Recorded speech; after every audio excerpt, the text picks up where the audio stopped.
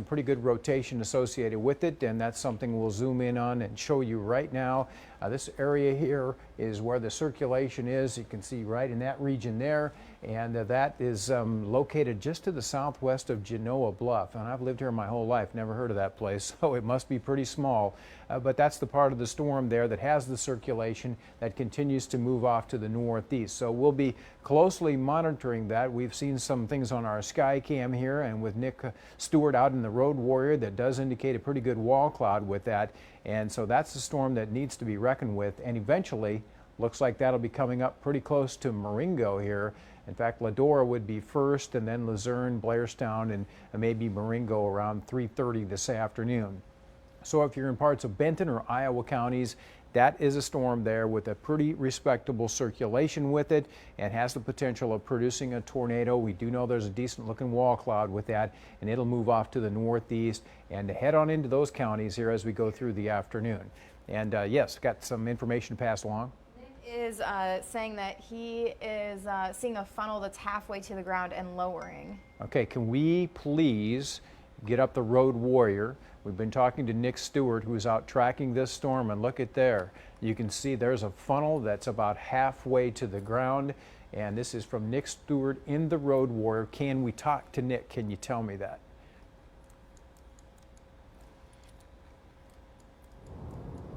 Terry, if you can hear me, I can hear you just fine.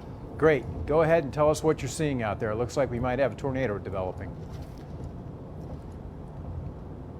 Yeah, Terry, we watched this storm get very, very strong. We watched the wall cloud get really, really tight, and actually it's just behind the hill. We're about to get a good view once we crest it here. Very strong wall cloud with the storm. I mean, this is like a plains supercell. We could see the rotation with the storm to definitely pick up on radar. We definitely had that funnel. It's still kind of buried there in the bottom there, but not as clear cut as it was just about, when you last saw it. But we had a funnel come basically halfway to the ground from that wall cloud. And the wall cloud is that area of rotation underneath the storm where these tornadoes do occur. And we're starting to get approaching the Iowa River Valley, so our views are going to start coming a little bit more difficult to get here. All right, so Nick, we're going to come back to you in just a moment here. There's the picture here. We do have another tornado warning that's currently been issued, so we're going to address that, and then we'll get back to you to take another look at these live pictures, which show a distinct wall cloud and potentially a developing tornado there in parts of Iowa or Benton counties. So this is now into Delaware County, where we have a new tornado warning out. This one will be till 4 o'clock this afternoon. Right in there is a pretty respectable couplet, and that is located to the southwest of Hazel Green. There's Ryan, so it's east of Ryan, probably about 2 miles. And right there is where the tornado would likely be developing, and that'll be moving off to the northeast. So Brandon, if you can give us an indication of where that might go, we'll take a closer look on the fan here of who will be impacted. Probably going to go east of Manchester there, but pretty close to Delaware, and then up to Oneida and perhaps Edgewood. So it would be getting up in that area around 3:30 this afternoon. But definitely got another strong circulation indicated with that particular cell there. So if you're up in parts of Delaware County, you can expect a strong thunderstorm with the potential of a tornado. That one moving off northeast. These are going about 35 miles per hour. Is that correct? Yes, this one is going north at 40 miles per hour. 40 miles an hour. Yeah, about 40 miles per hour are the one in Delaware County. The one down toward Benton and Iowa County moving about 30 to 35. All right, well, let's go back down to our other storm there, which is in Iowa County right now, and still a very, very impressive looking circulation there. That has a really good chance of producing a tornado. It is southwest of Marengo, and there's Genoa Bluff, getting pretty close to that area. If Nick's back out there, I'd like to get another look at our live pictures from him. There we go. And he's trying to hone in on the storm right now, so he's got a little obstruction there, but you can see the back edge of the anvil cloud there. And this is Blairstown, so I'm not sure if he's looking west or south of Blairstown there. Can't see it on the radar exactly, but the bottom line is there's the storm. So he's going to try to get out and through Blairstown into the open country where we can get a good look at the storm, but we can sure see there it is, and it's pretty close to Blairstown, probably what, 4 or 5 miles away from there. Can we find Blairstown on the radar here? That would be helpful. Where are we at? Somewhere up over in here. I have to go back in. There's Marengo, Walford, Blairstown, probably. In fact, why don't we just put Nick's GPS on there, and that would solve the whole problem for us. All right, so there's Blairstown, correct? Right in there. And here's where our storm is. So right now, it's coming up to the northeast towards Nick. So no doubt he's going to want to get back down to the south and get away from that, because as it stands now, it's coming right at him directly. So there does appear to be a pretty good notch in here, and I'm expecting that that storm there has a very good chance of producing a tornado. There's the couplet. Did you say Nick is back with us then? Okay, let's get right into Nick, and he'll tell us what he's seeing out there. There you go. Wow. Hey Terry, yeah, we continue to drive. We just went through Blairstown. We're heading towards Marengo. We're still again fighting some terrain issues, but I can guarantee you there's still a very strong wall cloud with the storm. Definitely a funnel within the last about 2 minutes. So the storm is definitely capable of producing a tornado at any moment. We're going to be kind of winding some hills here as we head towards Marengo. Again, obviously the Iowa River Valley kind of crosses through this area, so we're having challenging terrain. There we go. There's another view. You can see again a very strong wall cloud with that storm directly in front of us. It looks like the funnel may have lifted, but the storm obviously very classic looking tornadic storm that could produce a tornado at any second. Now, Nick, this storm, you're kind of to the northeast of it. Are you going to try to get back down to the south and get around it? Because you don't want it coming over the top either. Apparently, Nick is focused on other things, so we will get back to him in just a moment. But if you go back to me, you can see there is where Nick is currently located. There is where the storm is, and it is moving northeast. So I know they're going to try to get down towards Marengo and let that pass a little bit to the west of them. Typically, you don't want to come into a storm from the northeast, because that's where there could possibly be some hail. Today, that doesn't seem to be a big issue with these storms, but strong winds, very, very heavy rain, and tornadoes are a real possibility today. Let's go back to our couplet there. You can still see where that circulation is located right in this region here. So it is not too far away from Ladora, maybe a little bit south of Ladora, just northwest of Genoa Bluff, moving in a northeasterly direction through Iowa County, headed towards Benton County in the next 15 minutes.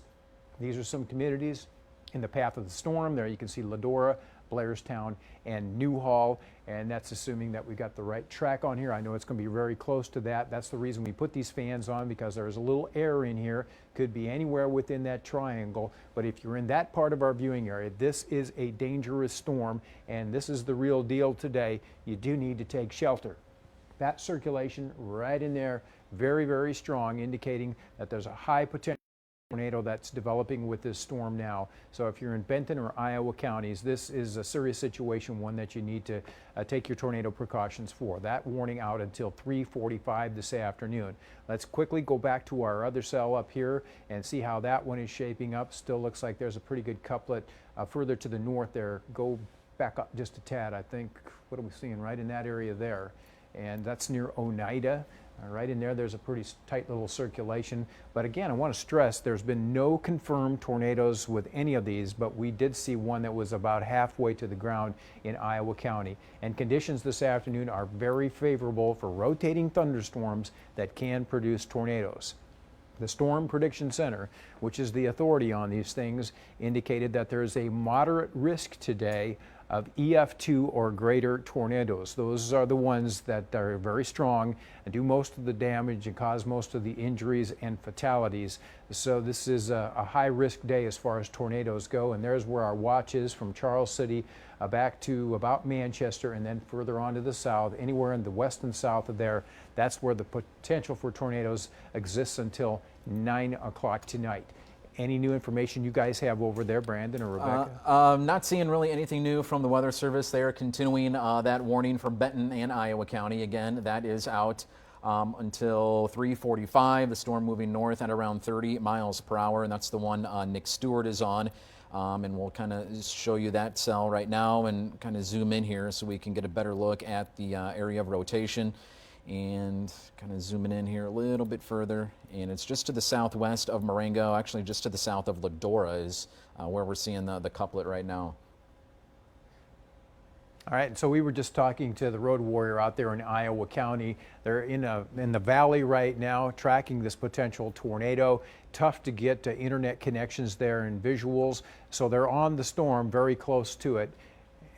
All right, so apparently we at least have the camera. So if we could split screen this would be a great way to view it. We can talk radar and we can still show the storm if that's a possibility back there in the booth. If you could split screen us, that's something you might work on. But again, there's your road warrior view, and passing some trees now, but as soon as we get past those, you'll be able to see the main updraft of the thunderstorm, and then you can hopefully see, and once we get past that little mound there, that we do have the actual base of the thunderstorm that's rotating. So I think we should probably stay with the visuals there if we can. I wanted to see what we were looking at there once we got through it. There we go. And is it possible to get me in the picture? Because I need to point a few things out. That is a classic looking superstorm there. That is the real deal. Take it from somebody that has chased a lot of thunderstorms. That is a large wall cloud. It is clearly rotating. At this point, I do not see any tornado touching the ground, but that's about as close as you can get. Now hopefully we can speak to Nick if we're connected. Hey Terry, yeah, if you can hear me, we are right by the Marengo area. I've been chasing tornadoes for 9 years. This is probably one of the best wall clouds I've ever seen, especially in the state of Iowa. This thing is definitely rotating. This thing is ripping very, very hard. Obviously on radar, it's very, very strong. On the right side of the wall cloud, you can see the inflow clouds kind of going into the storm, rising into the storm, definitely rotating. You're definitely looking at rotation with this wall cloud. Just doing a quick zoom out. I mean, you can just see how the whole storm is like just striated. I mean, this whole storm is rotating right now. If there's any reason we should be interrupting program right now, it is because this storm that is right now in Iowa County. Again, right now we are right near the Marengo area, looking off to our south and west.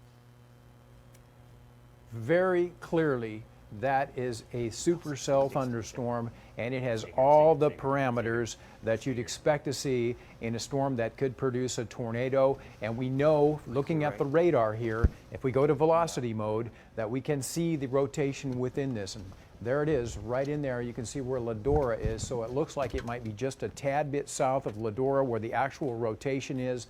But if you're in Ladora, this is the scene that you're witnessing, that big wall cloud out to the northwest of you, certainly rotating, good inflow, excellent structure there. That has a great chance of producing a tornado. So if you're in the area of Iowa County right now, particularly around Marengo and Ladora, you need to take shelter. This is a dangerous thunderstorm with a high risk of producing a tornado. And once again, there's where we would expect to see it here, probably very close to Ladora. That's where we have our strongest couplet right now, and there's where Marengo is located. So far, this thing hasn't dropped one yet, but it sure does look ominous on the pictures that we're looking at right now. And we want to go back up to our other storm here in Delaware County, where we also have a tornado warning. That one, at the moment, not quite as impressive. The circulation a little bit broader. However, the potential is there for this one to cycle up, tighten up, and produce a tornado in that part of our viewing area. So if you're in Delaware County, we definitely have a tornado warning for you. That is out until 4 o'clock this afternoon. The strongest part of the storm currently is located right near Oneida there. If you're in the Oneida area, be advised that is a strong storm pushing off to the northeast into Delaware County. There's Highway 20, there's Manchester, so a little bit northeast of Manchester or northwest of Earlville there, close to the town of Oneida. And there's a new frame right in there which does still show the center of the circulation a little bit northeast of Oneida. So that's another concern for us up in our northern counties around the Delaware County area.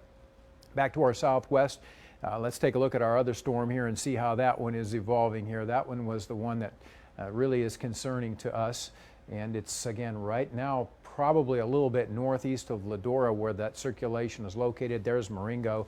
If Nick has got some pictures, it'd be a good idea to pump those back in here so that we can see what's going on. And just look at the striations in the clouds there. This is really classic. You just don't see this very often in eastern Iowa, particularly being able to witness something like this at home on your television. That is an ominous looking storm there. And what's even more remarkable is the corn. You can see it's gold and the trees are changing around eastern Iowa. This is a remarkable scene for this time of year. It doesn't happen often, but all the ingredients are definitely there today for strong thunderstorms that are rotating and capable of producing tornadoes. If you're anywhere within the tornado watch here in eastern Iowa, you need to take the situation seriously this afternoon. And off to the radar there, you can see off to the left of our screen, that's where the Ledora area is, and it's just about maybe 2 miles or so northeast of Ledora, a little bit west of Congo itself. And if Nick's out there, we'll go back and talk to him. All right, we're punching Nick up Hey, here. Terry, yeah, right now we're still approaching the city of Marengo. You can see the storm is definitely rotating, definitely still a wall cloud with it. It's almost kind of what you would call kind of a low precipitation supercell, just because this part of the storm, well, I guess it's actually now it's really heavy rain falling over there. So actually it's more of a classic supercell. I mean, again, you can see the big wall cloud there, still nothing on the ground, but I mean, this is about as close as you can possibly get to producing a tornado right now. Again, we're looking at these little fingers. That might be a funnel right there, actually. I think we have a funnel that's starting to drop to the ground. So we do have a funnel now. We have a new funnel that's dropping with the storm. Again, this is right near the Marengo area. Yep, looks like that's coming down now. If you're watching this at home, this is the real deal. These are live pictures. We're in Iowa County now, not too far away from Marengo, a little bit north of Ledora, and there we're seeing a tornado that is trying to develop, trying to reach down to the ground. And Nick will get into a better position here in just a moment with those trees getting out of the way. But the point is, that is a tornado developing right now in parts of Iowa County. And there's the big giant wall cloud associated with it. All of that is circulating and rotating, and that's the type of environment that we're in today that could produce additional strong storms and tornadoes around eastern Iowa. Nick, you still there?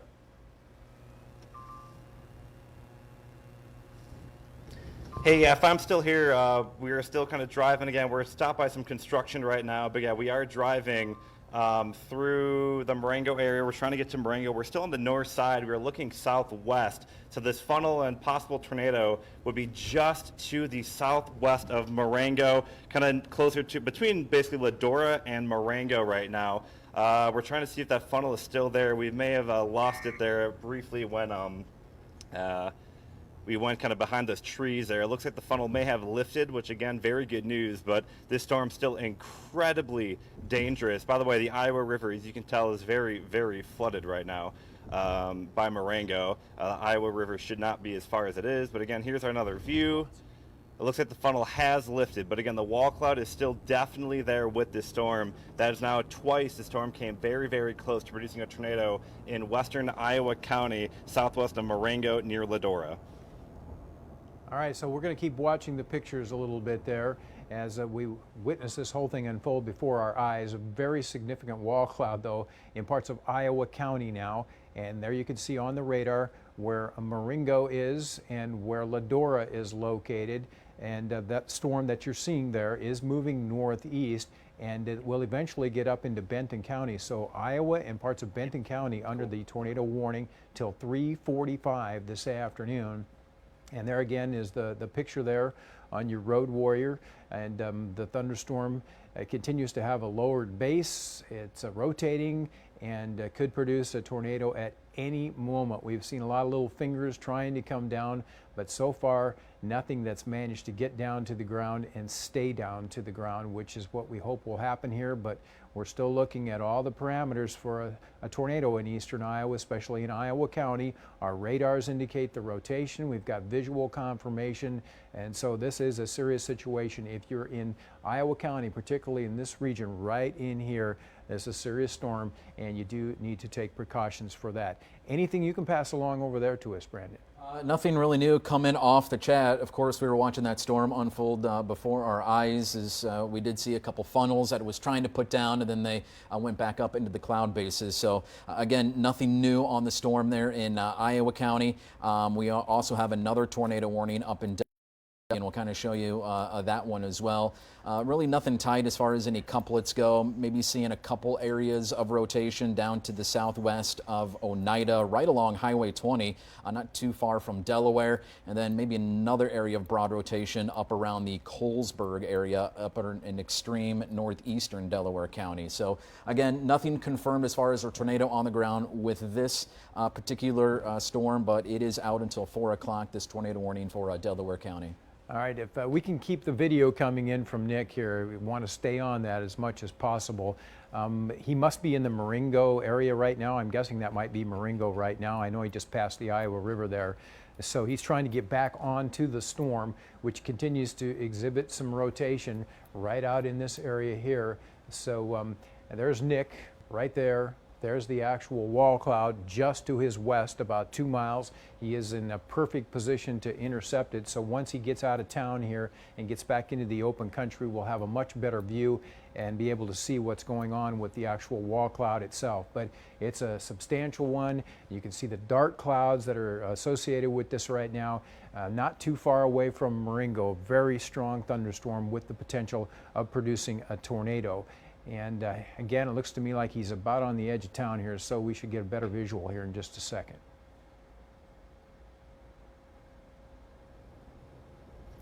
And that looks to me to be the wall cloud itself. And so he's not too far away from it here, probably a couple, 3 miles at the most. And once he gets up a little bit closer to that, we'll be able to see some of the rotation associated with the storm. But you'll notice some cars pulled off to the side of the road here. They're obviously concerned about the scenario, as they should be. There is a very distinct, large rotating wall cloud near Marengo, just west of Marengo right now. And actually there's a couple of lowering bases there, but I think it's the one on the right there that would probably be the most likely one to produce the tornado. If Nick can speak to us, we'd like to get his take on that. Hey Terry, if you can hear me, we are just on the west side of Marengo. We're on Highway 212. This is obviously going to be closed well down the road towards Bella Plain due to flooding. So we're not going to be able to go too much further west here. We're going to have to go kind of back the way we came. But still, obviously a very strong wall cloud with this storm. Right now it's just west and northwest of Marengo in extreme northern Iowa County. So Blairstown, this is heading in your direction. This storm is the real deal. We've had 2 funnels live on television that you saw this storm capable of producing. I mean, the tornado was very, very close in both of those 2 occasions, and we still have a very strong wall cloud. You can still see the rotation with the storm. Doesn't appear that anything is on the ground right now, but again, we are tracking this storm live right now just west and northwest of Marengo in Iowa County. Looks like too, Nick, if you can hear me, that there you can see the classic curtains there and the collar clouds. I mean, they're just a lot of things that you would typically see in the plain states if you're chasing tornadoes. So as you'd mentioned earlier, this definitely is the real deal and not something that you typically see, especially this time of year. That's quite unusual to see structure like this. So there's obviously a lot of parameters in place today for strong storms here in eastern Iowa. And right in the center of the screen there is your wall cloud, and it's from that the tornado would develop, and that could happen anytime now. So if you're in Iowa County, just northwest of Marengo, a little bit southwest of Blairstown, there's the storm that's coming at you. Looks like it is going to miss Marengo, so good news there. But Blairstown, that's going to come directly at you from what we're seeing right now. If you're in Blairstown, this is one you want to take shelter for. This is a dangerous storm, to say the least. Now, Nick, is Nick still hooked up with us there? I want to get his take on what he thinks the structure. As I know both of us have chased a lot of tornadoes, I'd be curious to see what he's thinking about that. Yeah, it looks like the storm right now, it looks like it's kind of in what we call a cycling state. It's kind of in a process of trying to get better organized. We saw this happen about 10 minutes ago in between the 2 funnels that we aired live. It looks like it's trying to kind of reorganize, get a better center of circulation going. I'll kind of do a quick kind of summary of what we're looking at here. Off to the left, this is kind of the inflow. So the warm, moist air that's just funneling into the storm, that all wraps right into the storm. So if you're in your Marengo, you're basically right in the inflow of the storm right now. all of that's wrapping into the wall cloud, which is this area of lowering right here. And again, this is where the storm is spinning. This is actually where the rotation is concentrated. It's just northwest of Marengo now, in extreme northern Iowa County. And if any tornado were to develop, it would basically be from the bottom of this wall cloud, kind of somewhere where I'm zooming in right now. It would be somewhere in that area. For the time being, it doesn't appear to be anything that's imminent in terms of like within the next 10 seconds. But within the next minute or two, or maybe even greater than that, I mean, we could see another quick circulation tightening up and producing a tornado. All right, well, we're going to keep that on and be hooked up with you here, Nick. So if there's anything you see changing out there, please let us know. But again, we'll go back to the radar now and show you where the storm is located. There's Marengo, and there's where that circulation is.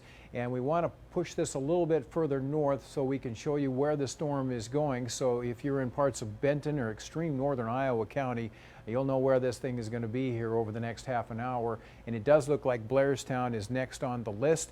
And then after that should be up around Van Horn. That would be between now and about 3:45 this afternoon.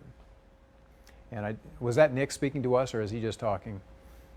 Okay, he's in the car. He's working over there. But on the right-hand side of the picture here, of course, that is where you've got your live video now coming out of the storm, which has a tornado warning in effect for parts of Benton County and Iowa County until, what do we have here, 3:45 this afternoon. So it's getting to the point where that should expire here in about 10 minutes or be extended further toward the northeast. And right now I'd say the chances are pretty good that's going to be extended further up into Benton County and perhaps even further north than that.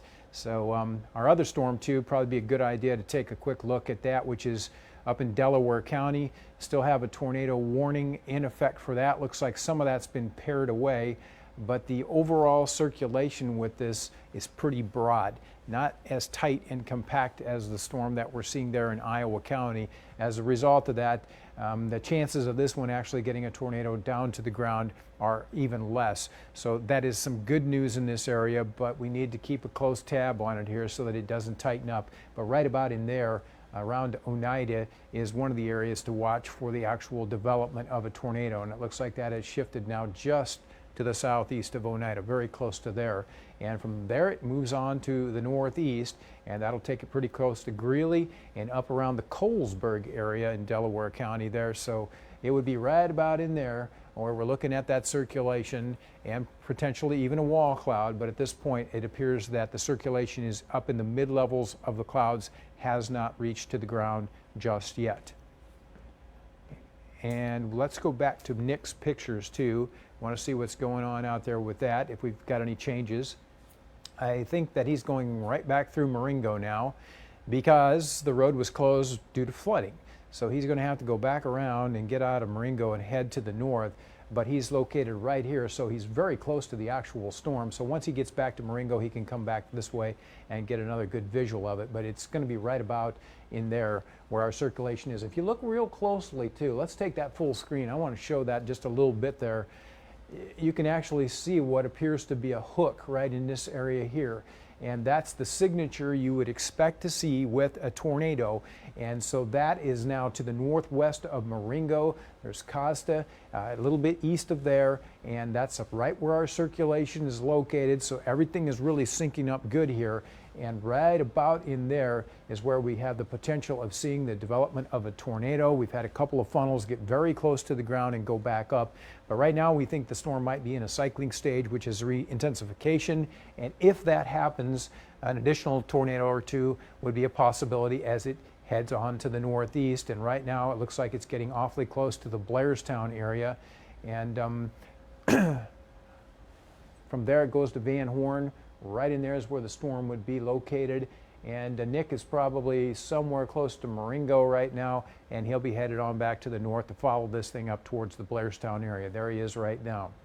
So I expect him to head north on that road and then cut in towards Blairstown. So we should have some good pictures to show you here in just a moment once he gets back into the open country. In fact, why don't we pop up the pictures and see what we can see. He's still trying to get out of Marengo there, but I would guess he's pretty close to doing that right now.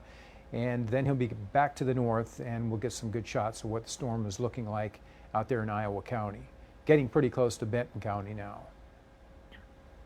we're just going to let the pictures roll for a moment here, and unless I see something exciting, we'll just take a look and see.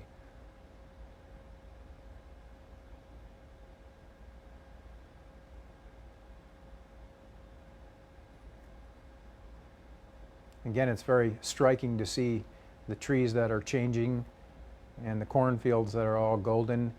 Typically, it's just the opposite. Some years when you get the early outbreaks of tornadoes, there's not even leaves on the trees and the corn's not even planted. This is just a complete opposite situation. And now looks like Nick is getting a little bit further out of the town, and we're back to our wall cloud there. Looks like it's getting a little bit obstructed, but look at the inflow on that thing. Man, that is impressive. They did extend the tornado warning further up into Benton County, All so right. that is out until 4:30 now. Hey, can we talk to Nick? Because if we can, I want him to talk about that feature that we're looking at there.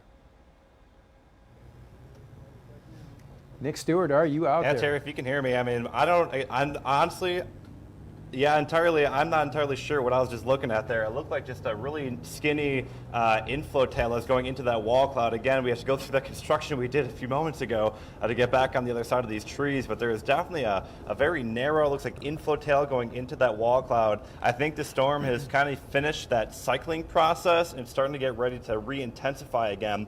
Just looking at the radar in the vehicle right now, I can tell that the couplet definitely got a little bit better looking with the most recent scan. Again, this is just about to cross into Benton County. Again, I do see we had that new tornado warning, which does include Benton County all the way up to Vinton. So needless to say, we're going to keep tracking this storm because for the time being, this is definitely the strongest, I think, looking storm in our viewing area at the moment. I want to also stress that anybody that's in Blairstown right now, that storm is going to be real close to you, and probably with this in a few minutes' time. And this one has a real chance of producing a tornado. If not, it's about as close as you can possibly get. That wall cloud is scraping the ground there. So if you're in Blairstown, this is the time you need to take shelter, and this is the real deal. That's a very strong thunderstorm there, and I would expect that'll be moving right on through Blairstown and then heading on up into parts of Benton County there. And again, that tornado warning has been extended further, and that'll go up towards Vinton. Looks like the storm itself should go between Newhall and Keystone. That's good news, staying out in the open country there. But eventually Vinton pretty much does appear to be in the line of fire there, and that would be around 4 o'clock this afternoon. But the new tornado warning has been extended a little bit further on to the north now. And I'm telling you right there, that is a very strong couplet. That thing, it looks extremely impressive to me. I think there's an excellent chance this storm could produce a tornado. And you're looking at the pictures here on the right-hand side of the screen of Nick Stewart, who is now tracking the actual wall cloud. And we're going to get a pretty good visual of that here, hopefully in just a few minutes, as he gets out of Marengo and crosses the Iowa River there and comes in just on the southeast side of the storm. And there it is. I mean, that's the area that has the potential of producing the tornado right in there.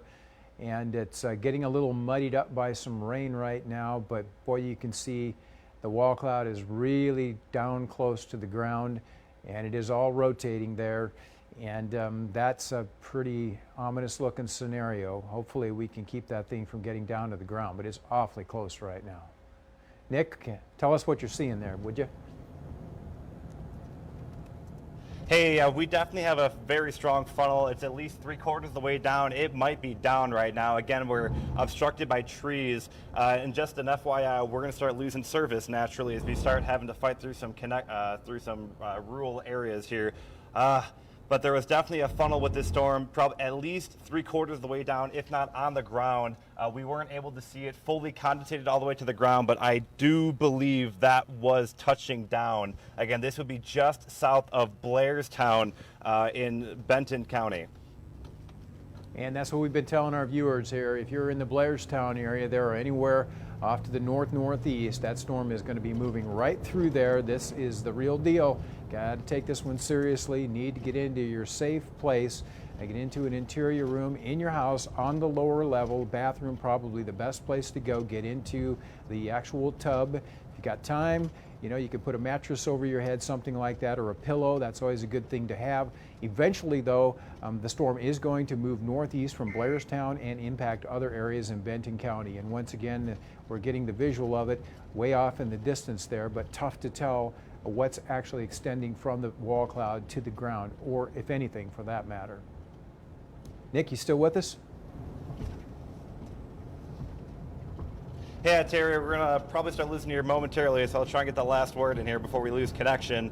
That is the wall cloud. It's still very, very pronounced, heading towards the Blairstown area.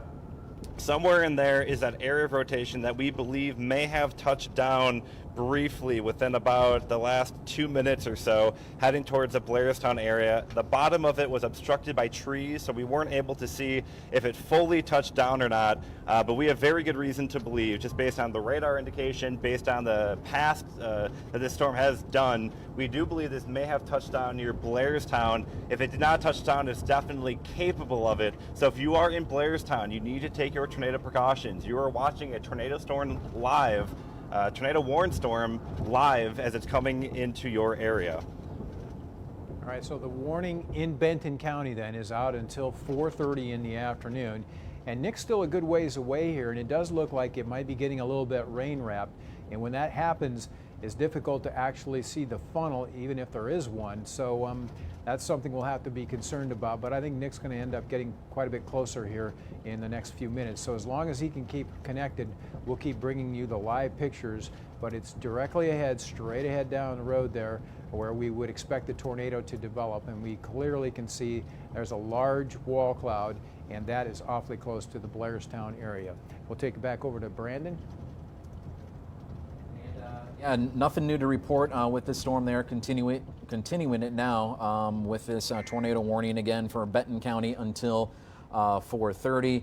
It is moving north at around 20 miles per hour. We also have a tornado warning in effect for Delaware County, and we'll go up and show you this storm. The Greeley Fire Department did report some penny-sized hail, but the couplet on this doesn't actually looks kind of broad. Wouldn't you say, Terry? Not much of a couplet here. Yeah, there's no doubt that is a broad circulation there, so pretty doubtful that there's actually a tornado, but these are the types of things you look for that could evolve into a tornado. So up around Greeley right now, there's a strong storm coming through there. It's going to have some wind, some hail, and torrential rainfall. And there is the potential, if this were to tighten up a little bit, the circulation, that we could get a funnel to develop. But so far, nothing's been confirmed out of the Greeley area there or up into Delaware County, where we still have the tornado warning out till 4 o'clock this afternoon.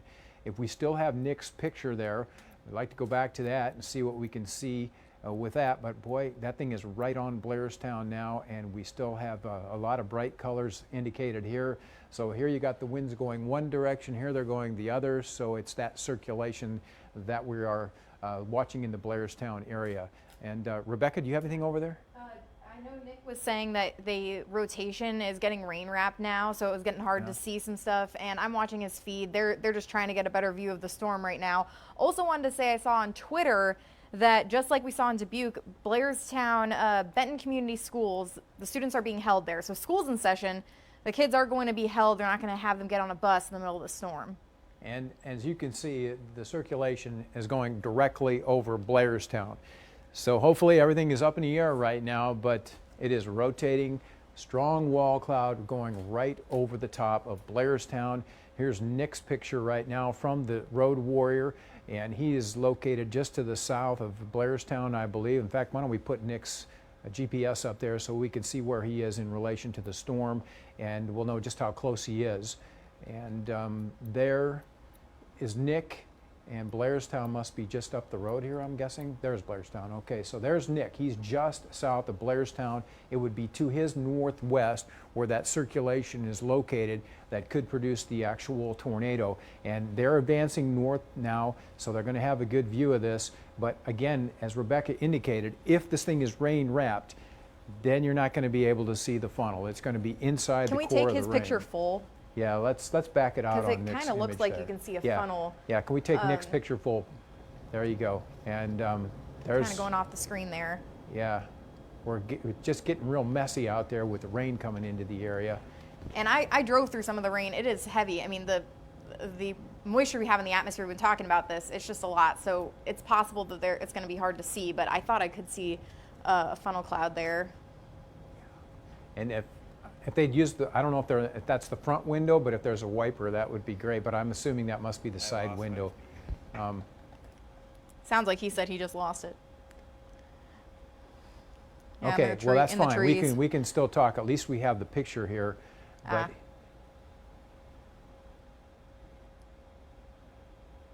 okay, so they're busting now straight into Blairstown, and it does appear the circulation is just a tad west of Blairstown, maybe a mile or so to the west.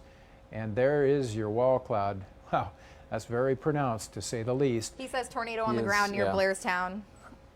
He's saying it's on the ground. All right, so there you have it. Nick indicates a tornado is on the ground near Blairstown. And as soon as we can get back in touch with him, he'll be able to give us some more details. But it does appear that they're going into Blairstown now from the south. And if you can push that down just a little, Brandon, we're missing the circulation there. There you go. Looks like now it's just north of Blairstown. All right, let us know what's going on out there, Nick.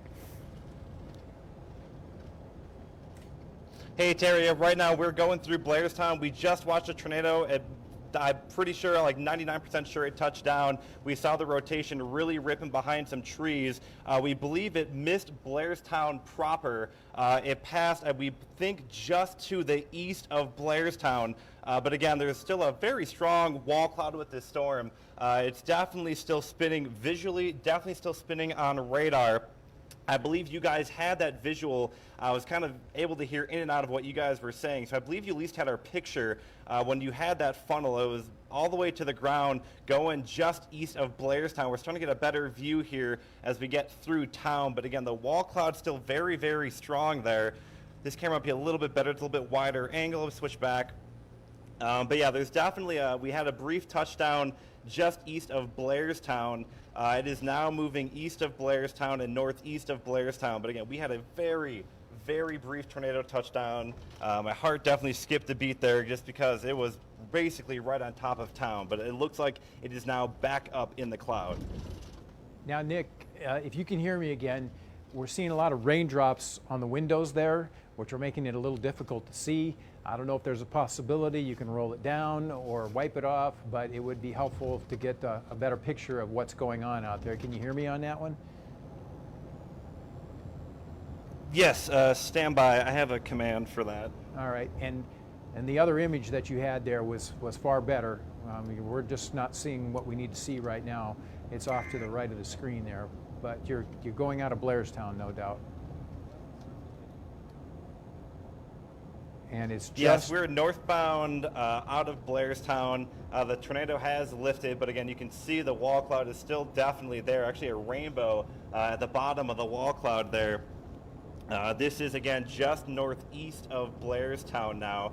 The tornado, it looks like, has lifted, but still obviously strong rotation on radar, and definitely still a wall cloud with this storm as well that could produce another tornado at any moment. All right, well, we'll keep the picture going. We want to be able to show you the radar one more time here and get to velocity mode on this. This is where we can see the rotation within the actual storm, and it's right there that we would have the rotation necessary to produce a tornado. As Nick indicates, right now it does not appear to be on the ground, but it's getting really difficult to see much happening. And Rebecca must have some new info. No? I'm sorry. No, just trying to check things out and see what Nick has on there visually. But I just wanted to say that I mean, we've seen this storm cycle a couple of times. We've seen a couple of funnel clouds, and then so it doesn't mean that it's over just because it lifted, because we could see more touchdown here. No, in fact, I would say based on the radar right now, that couplet has actually tightened up a little bit there. And I would say, where are we at? Northeast of Blairstown, maybe about 3 miles. And let's back it out a little bit, Brandon, and put a fan on that so we can get a better indication of where that storm is going. But you can clearly see it down there, right in this region. That is where the tornado would be occurring, which of course at this point we don't believe there is, but it's very close. big old wall cloud. It's been holding together for quite some time. You can see it in the actual pictures off on the right-hand side of your screen there. That's where the tornado would come down from, but right now it does not appear, and it's up in the clouds. So if you're out in this area here around Eden and eventually up to Vinton, that storm is coming your direction, and it has had a history of producing a large wall cloud. And Nick Stewart is back with us now for a little bit of an update. Hey Terry, right now again we're heading north out of Blairstown back towards Highway 30. We're going to jot over on Highway 30 back east. We're getting very, very strong west winds right now. That's an indication of what we call the RFD, or rear flank downdraft. Our rooftop measurements we have instruments on the top of our roof. They're measuring winds about 45 to 50 miles per hour out of our left. So that's the RFD that's wrapping around the storm. That area circulation is now becoming wrapped in rain. So we're going to try and get back out ahead of the storm and get out of the rain. But again, we did see that tornado touch down briefly, probably less than 30 seconds. It was just east or southeast of Blairstown. It is now moving up to the north towards Newhall and between Newhall and Van Horn. All right, so if you're watching from home, what you're looking at right there is a wall cloud. It's rotating, it's close to the ground. Situation today is favorable for tornadoes here in eastern Iowa. We continue to have a tornado warning in effect. This will be out for Benton County now until 4:30 this afternoon. It's that feature there that we watch closely for the development of tornadoes. So far we've had a couple of funnels that have dropped down from this particular storm, but right now not seeing any signs of anything imminent, but the wall cloud is certainly there, and it is definitely a factor.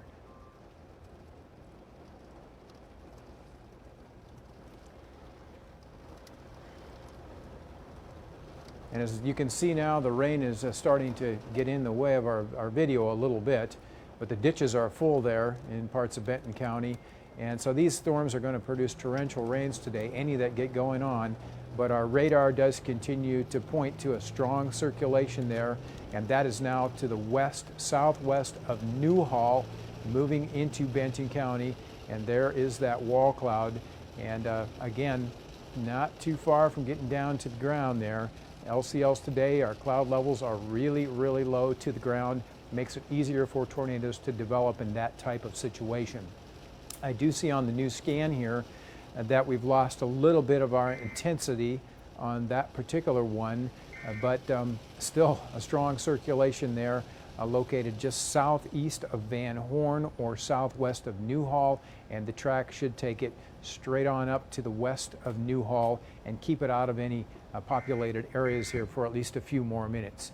And Brandon, I'm going to let you take it away for just a second over there as I regroup for a second. Yeah, absolutely. The tornado warning we were also following for Delaware County has expired, and we'll go to that storm and kind of show you that right now. So this will expire here momentarily, but that storm has moved into Clayton County now, and we'll go to the La Crosse radar, and you can see maybe some broad rotation just to the south of Elkport. There is no current warning on this storm right now. Again, the storm has really lifted out of Delaware County into southern Clayton County right now, so we'll be following the latest word from the National Weather Service out of La Crosse as it has moved into their area right now to see if they will put a warning on this, but so far no warning on the storm as it has moved into Clayton County right now. Now, if you could just go back to reflectivity and broaden things out a little bit for eastern Iowa here, we can show folks where the actual storms are that we'll be contending with as we go through the afternoon hours here. And you can kind of see there's a pretty good cluster up here in northeastern Iowa, but those are now forming into what we'd call more of a line. So those aren't too concerning when they're in that favorable, or that unfavorable position. But these other ones down to the south and west are individual cells. Those are what we call discrete supercells, each and every one of those rotating, and those are all capable of producing tornadoes if they reach a certain level of rotation. Now there is another tornado warning you could see to our southwest. That's not in our viewing area. There's another one down southwest of the Tama.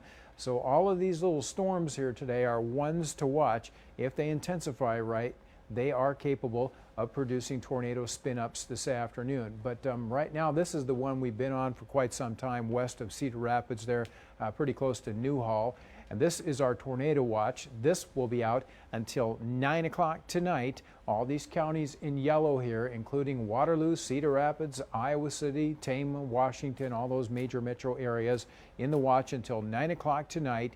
And the Storm Prediction Center has indicated that there's a moderate threat today of EF2 or greater tornadoes. Those are the ones that cause most of the damage, injuries, and fatalities. So when they put out that type of assessment, you want to pay close attention. That's a dangerous type of environment today. Terry, I was going to say, Nick does have a decent visual now of the That's wall good. cloud. Let's get right back on that then. So And there he's it going is. through some farmland there, so you can see the wall cloud still low to the ground. Sure is. And that's what you look for a developing tornado. And right at the base of that, just above the ground, within that circulation is where the tornado would form.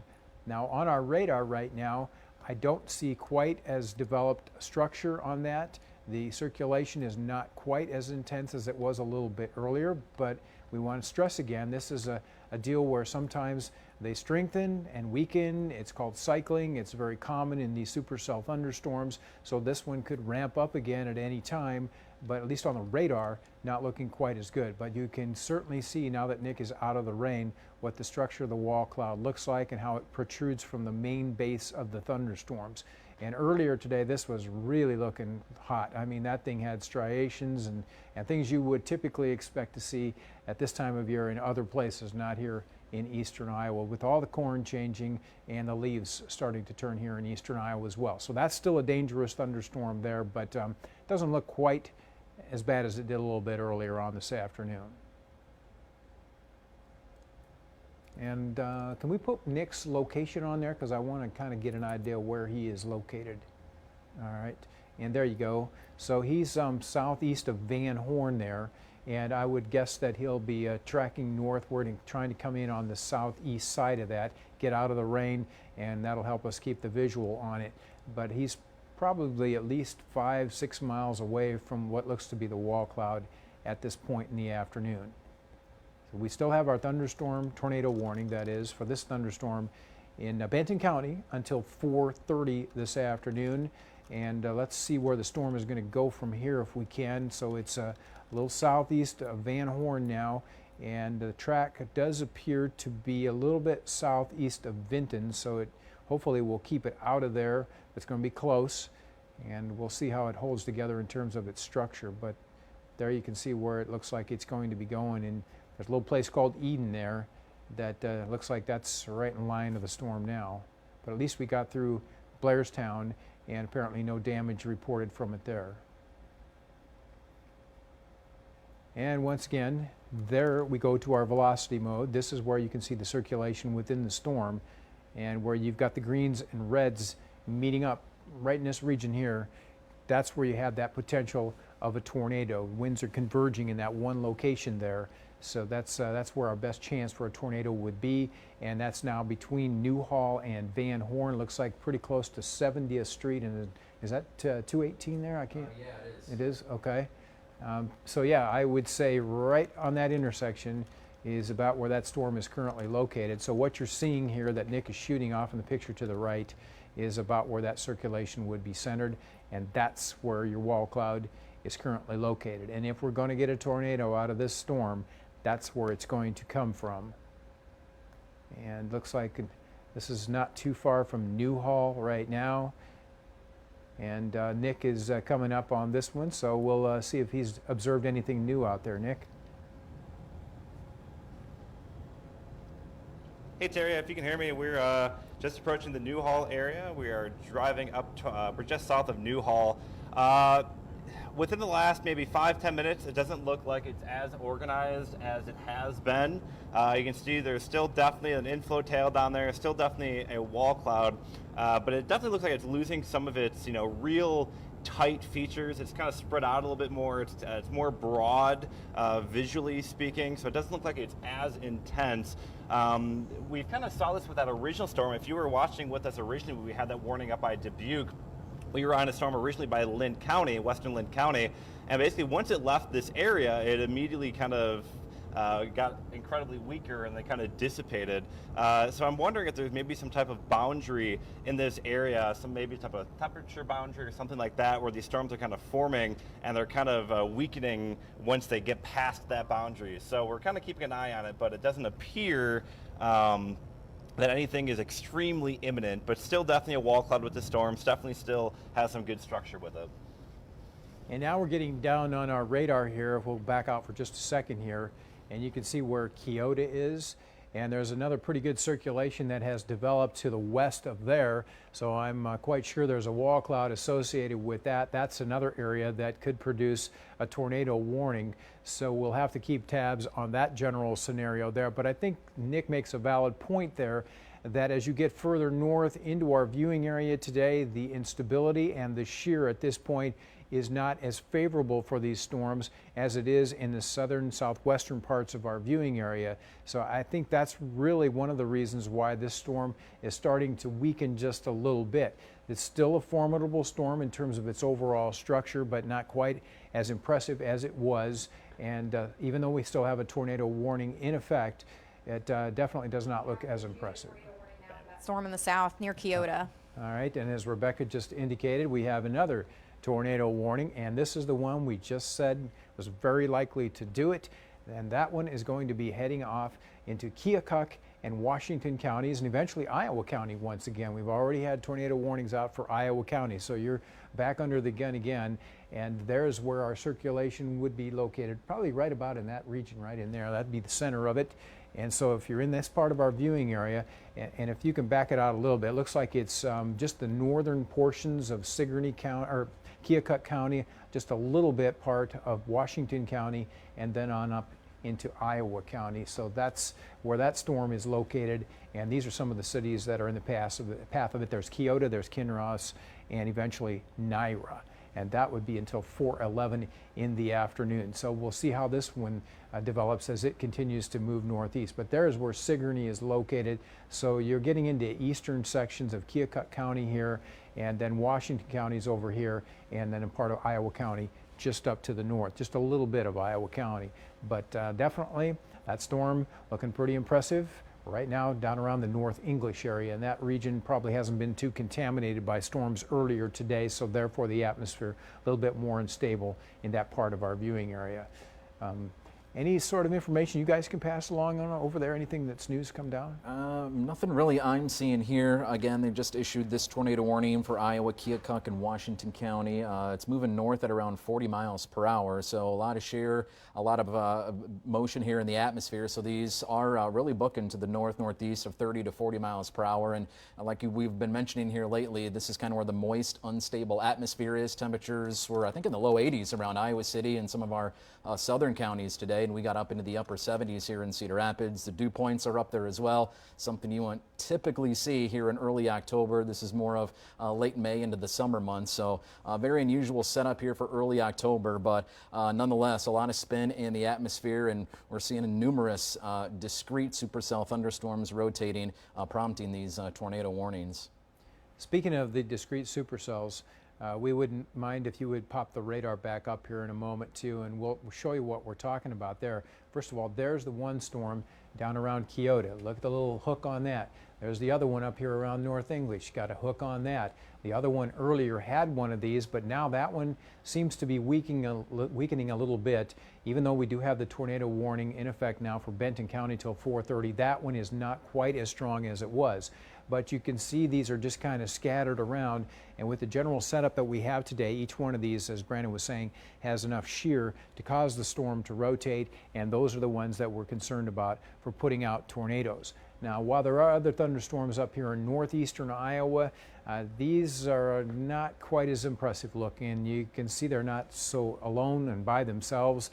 just a big cluster of rain and heavy rain at that up there in the northeastern part of our state. So really, I think the main focus is going to be back to the west and south, and actually that makes sense. That's where the tornado watch is in effect. So we've got this storm that Nick was on, still does have a circulation, as you can see here, so it's not done just yet, but not quite as impressive as it was earlier. The new one, though, further to the south in Keokuk County, was looking very healthy here, and looks like Brandon is back on that now, and that's about right in this region right in here. So that's another one that we have a tornado warning in effect for Iowa, Keokuk, and Washington counties till 4:30 this afternoon.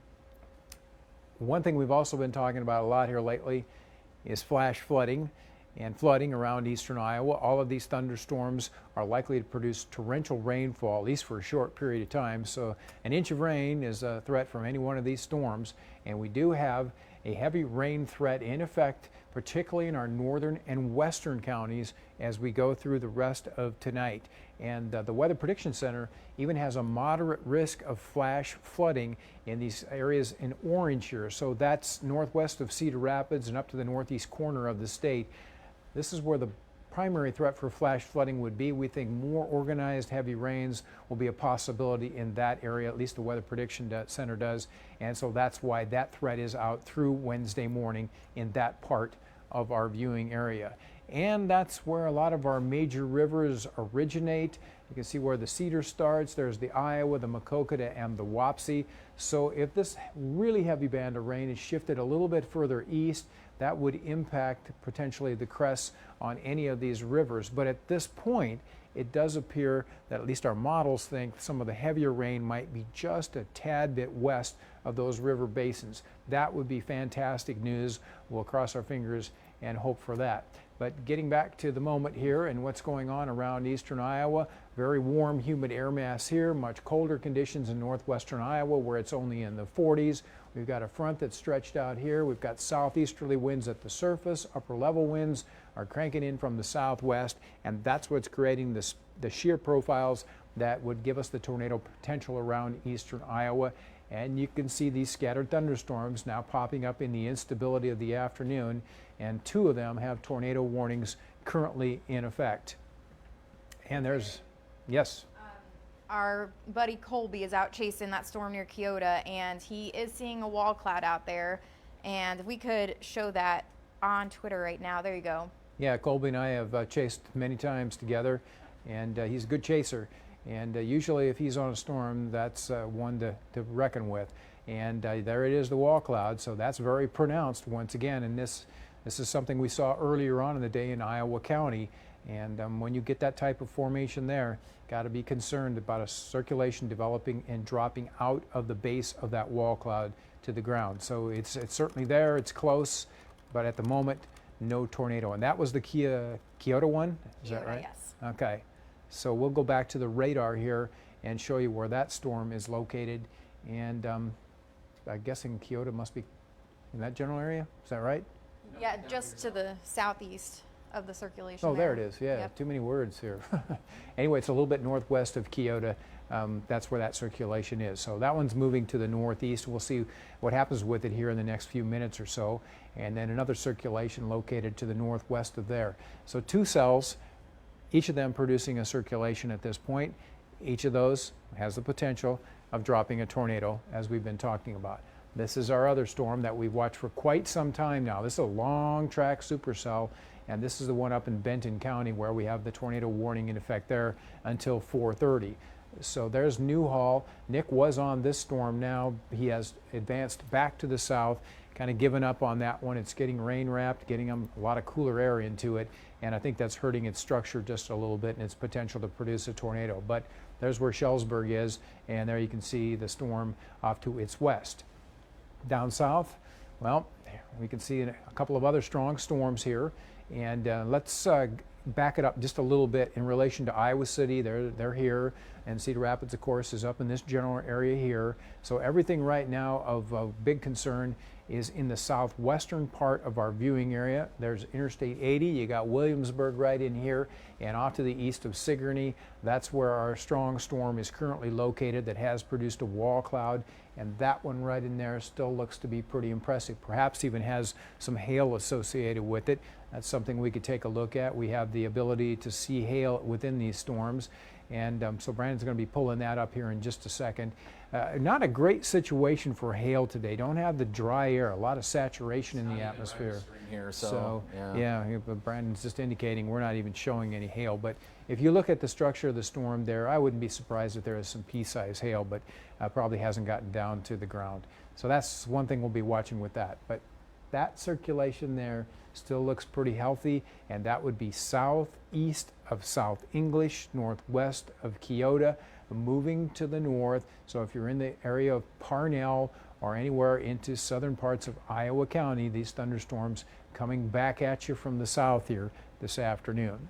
Another circulation just near Parnell, actually, right there. Right there. Just between Parnell and North English, not too far from Highway 149. So again, this may have even tightened up here within about the last, I'd say, 5 to 10 minutes. So if you live in Parnell, you certainly want to take your shelter and be on the lookout for this storm, as it is moving very close to there and pretty close to Williamsburg as well in Iowa County.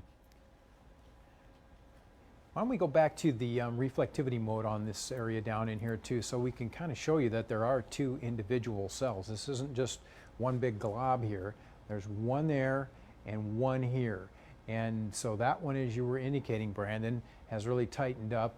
And this one here is the one I was thinking has at least the potential of a little bit of hail in there. That would be about where you would expect to see it. And so it could be up in the clouds, not reaching the ground, or sometimes with our hail algorithms, it takes a little while for the radar to catch up. And so that might be part of the reason it isn't showing it there. But I wouldn't be at all surprised if there's a little bit of hail located there right around, Highway 22. That's just north of Keokuk there. And the Weather Service did just chime in. They said it looks like the updraft associated with that cell just to the north of Keokuk kind of ramping up a little bit, becoming stronger, likely is producing some decent hail. Of course, it might take our system to kind of catch up on that here in a few minutes, but we'll be sure to show you that here momentarily. Okay. Yeah. If we can go over to just south of Tama on velocity, Right. Just seeing something ramp up over there. If you just go to that storm, if you go to velocity, Brandon. Yeah, Rebecca, you're right. There is another circulation developing there. So at this point, it hasn't tightened up enough for them to issue a tornado warning for it, but it's something we'll have to contend with here as we go through the next few hours.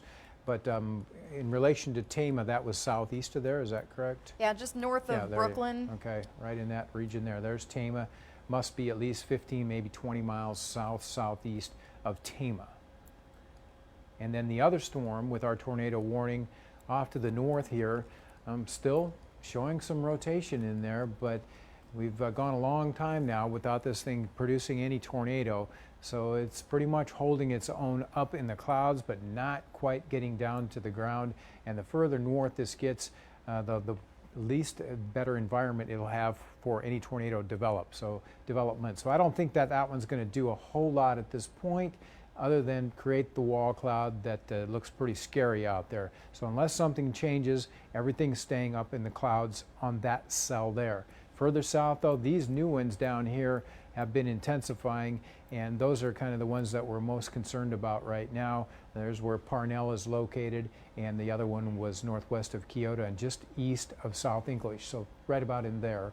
And we do have that tornado warning that extends northward for there into Iowa, Keokuk, and Washington counties, and that's until 4:30 this afternoon. And so we've been on the air now, oh boy, I'm guessing since around 2:30 this afternoon.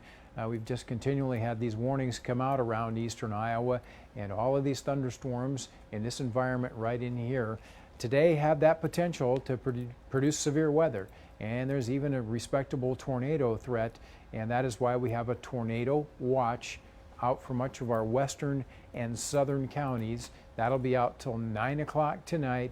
So anywhere south of a line from roughly Charles City to about Old Wine and off to Manchester and then on down through West Branch. Anywhere west or south of that, that is where the tornado watch is in effect. That is out until 9 o'clock tonight.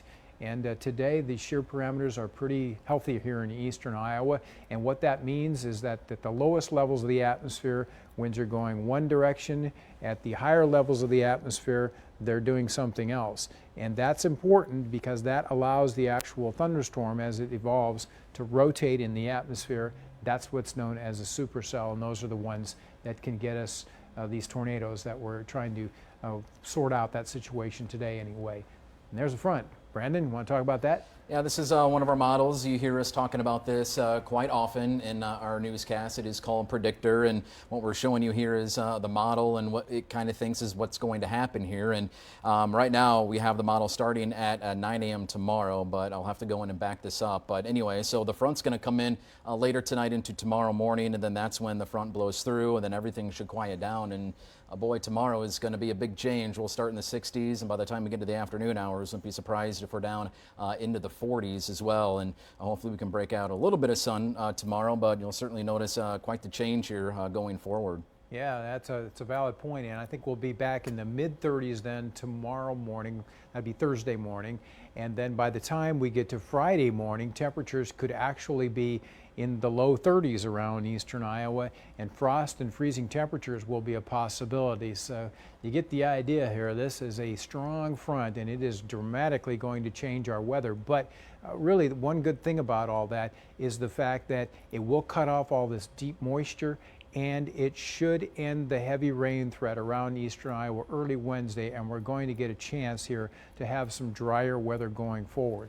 But going back to our storms here, this is our storm that's located southeast of North English, and our velocity modes have been showing a pretty good circulation with that. We're going to go back into it now and to show you what that's got on it.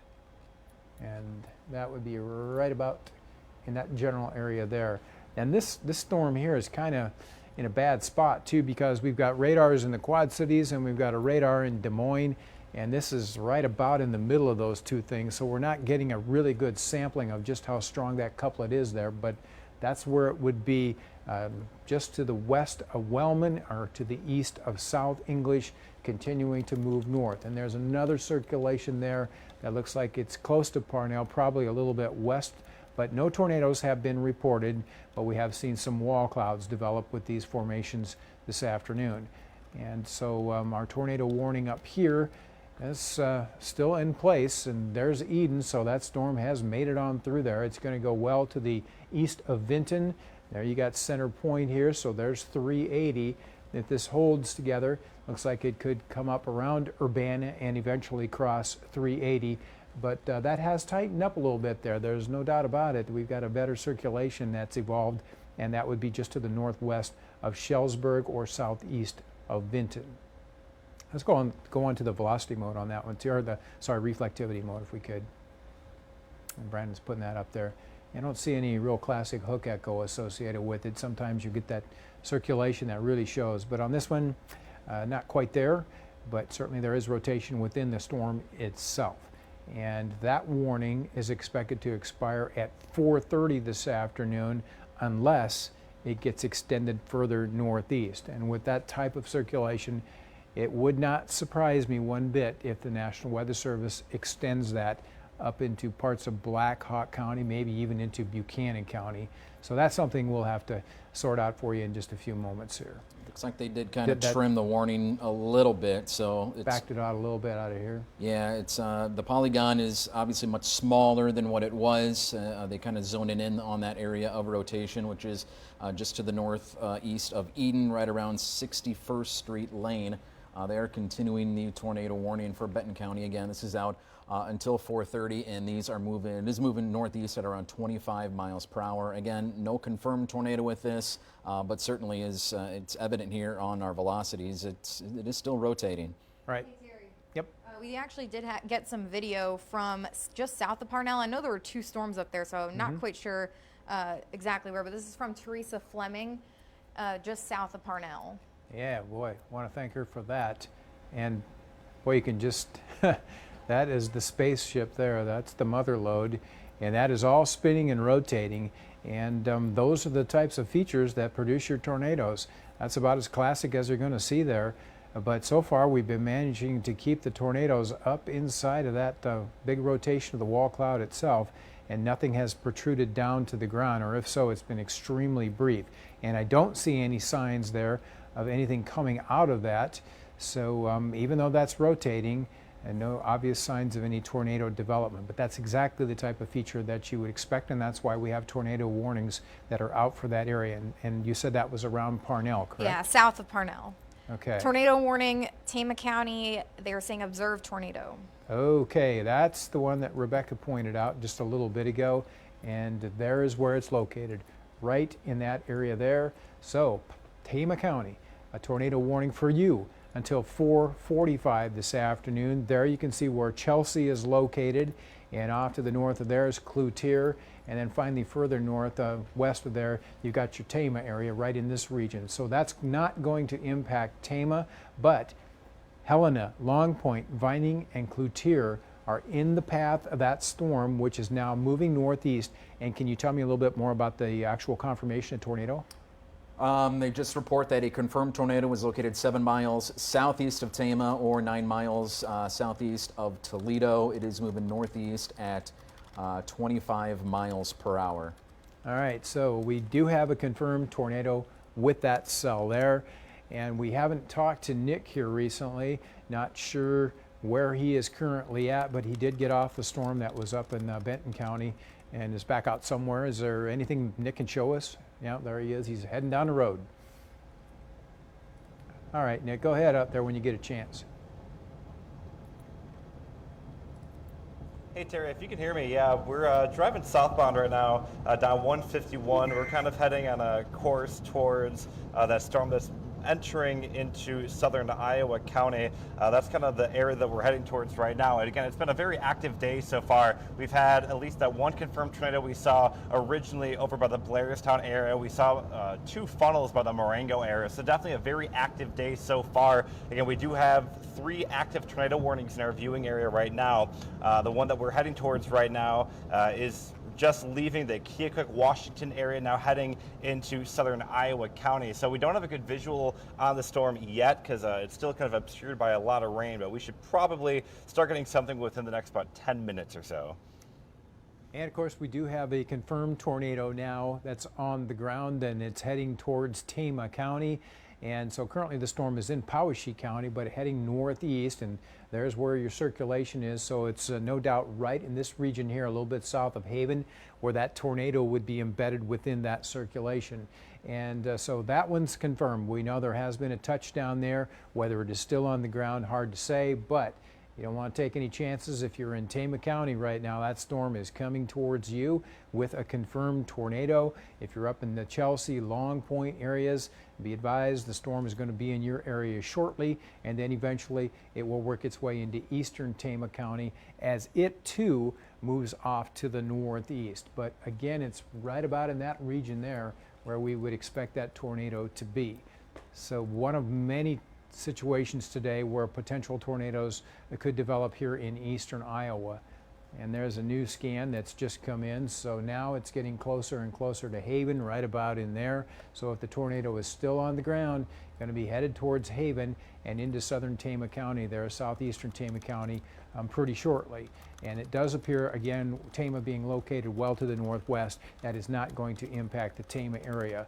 But definitely going to be getting into southern Tama County here in the next few minutes, and then heading off to the northeast. So tornado warning for Benton County has been allowed to expire, so that's certainly good news there. They've also canceled the tornado warning for Washington County, but there is still one in effect for Iowa and Keokuk County, and that is out until 4:30.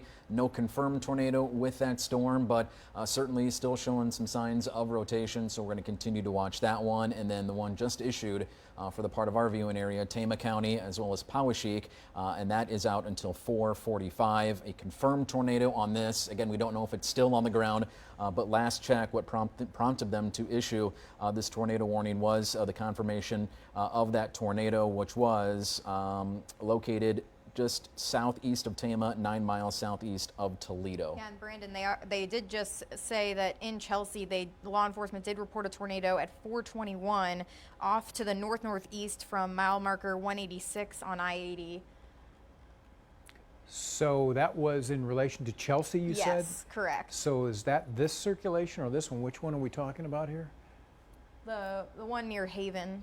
Okay. So they were looking. So this was the Chelsea officials that were Yeah. saying. Okay.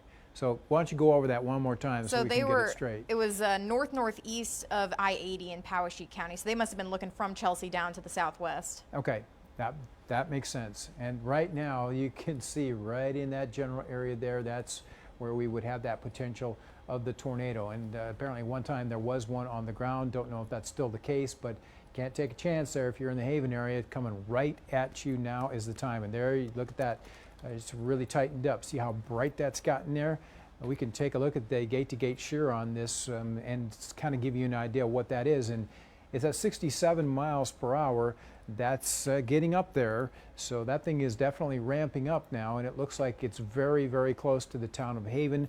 Moving on to the north, so Helena, which is right in here, is going to be under the gun. And then further on to the northeast of that, this thing will continue into Tama County. But that right in there does make sense there'd be a tornado on the ground. That's a pretty healthy little couplet right in there. It's probably one of the strongest couplets we've seen so far today, I would think. I would have to agree with you. That one really stands out, and it's very compact. A lot of the stuff we've seen today has been much broader.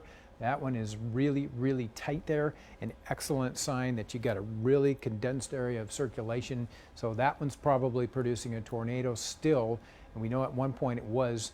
And so that's the reason why we'd be concerned about this area right around Haven. And Nick Stewart is back with us now. He's in Iowa County. And once again, looks like he's managed to find a wall cloud. Can Nick talk to us? Hey, Terry, right now we are just kind of in the Amana Colonies area. We're heading south on 151. The trees are, of course, getting in the way again, but we're going south on 151 towards I-80. We'll have a good view, hopefully much better than this, within the next about 2 or 3 minutes or so. But we were able to see, as you were able to see right when you tossed to us, a very defined wall cloud with this storm. Naturally, terrain is not being our friend today, but there's definitely a wall cloud with this storm. It's definitely on radar. As you mentioned, it got really, really tight just southeast of the Parnell area in southern Iowa County. So we're actually technically maybe, 15 miles or so away from really being able to get right under it. But now we're starting to get a better visual here. You can see that is the edge. Notice that just the sharp right edge of that wall cloud there. That is the area of interest that we're heading towards, because that is where that circulation is. Again, right now it's in southern Iowa County, heading towards kind of the Parnell area. Now we're just looking at the radar here, Nick, and we can see that storm that's passed north of Parnell now.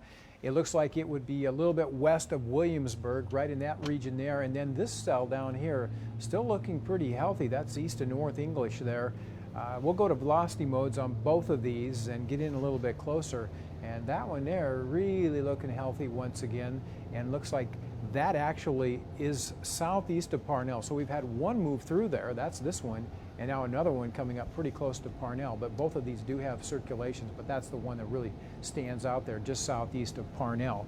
So we'll keep Nick's picture up here as he gets in closer on that storm, but he is now right about in this area here and trying to work his way towards that cell. Now the other one, which has already produced a confirmed tornado, is up in Tama County, and that's the circulation that we're seeing here. Still looks very tight to me, probably a tornado on the ground, or it's very close to doing it. There you can see Long Point has passed now on through Haven. Looks like, let's see, we've got Chelsea right in here. It's going to go to the west of Chelsea, going to go east of Tama, so that's good. We can at least keep it out in the open country. There's Highway 30, which extends all the way east towards Cedar Rapids. Looks like that storm at some point is going to go right over the top of Highway 30 there, but currently that has a very good chance of producing a tornado at this moment as we speak. So if you're in this part of our viewing area, that's the real deal there. You do need to take this one seriously, and you do need to take shelter. And the tornado warning they had for Iowa County and also Keokuk County has expired, so I don't know if they're going to reissue that again. Still seeing a couple areas of rotation just to the southeast of Parnell and around Williamsburg. So no indication from the Weather Service if they're going to reissue this warning.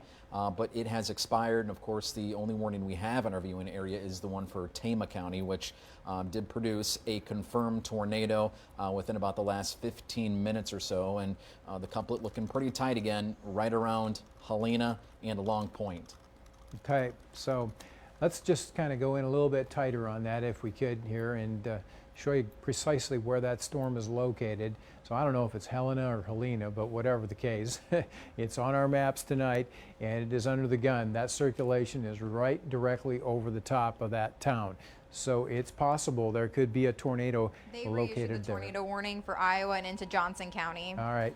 So that's the one that Brandon was talking about, which makes total sense. The circulation is still out there, centered right down to this area here, and I don't know why we didn't keep it going, but whatever the case, it's back out now, and that's for Iowa and parts of Johnson County until 5:15. So Iowa City and Coralville, North Liberty, those are all in Johnson County, but it looks like it's going to pass well west of there. But heading northward could catch parts of Johnson County and certainly much of eastern Iowa County. Definitely going to be concerned about that storm there. And Terry, we actually do have a photo. We have a spotter in Parnell who frequently sends us stuff. This is from Parnell, from David, who lives there. Yeah, David's great. Always gives us good pictures. And what you're seeing there is, once again, that big lowering base that extends down from the big updraft, the thunderstorm itself. And when that starts happening, that's when you know there's rotation in the storm. And that's why there is that threat for tornadoes today. But so far we've been pretty fortunate. Only one confirmed tornado so far. Perhaps another quick touchdown that we were on in that storm around Iowa County. But so far so good. But the situation is far from done here in eastern Iowa. Great picture though, and we thank David for that. Let's go back to the radar then. And let's take another look inside of that storm there and see how that one's doing. And that's a pretty healthy couplet there too, Brandon, wouldn't you say? Yeah, it certainly has tightened up, and we've been watching this the last several minutes, and it would tighten up, and then it kind of loosens a little bit, and it looks like it may be kind of recycling again right around Parnell. So it looks like it might be passing just to the east of Parnell, pretty close to Parnell and Holbrook is where this storm, or at least where the rotation is, moving to the north. And then that cell further to the northwest also has had circulation on it too, but we're going to have to pull that down just a little bit. So we're talking right in this region here, not too far away from Williamsburg, and there you can see it's right on Interstate 80.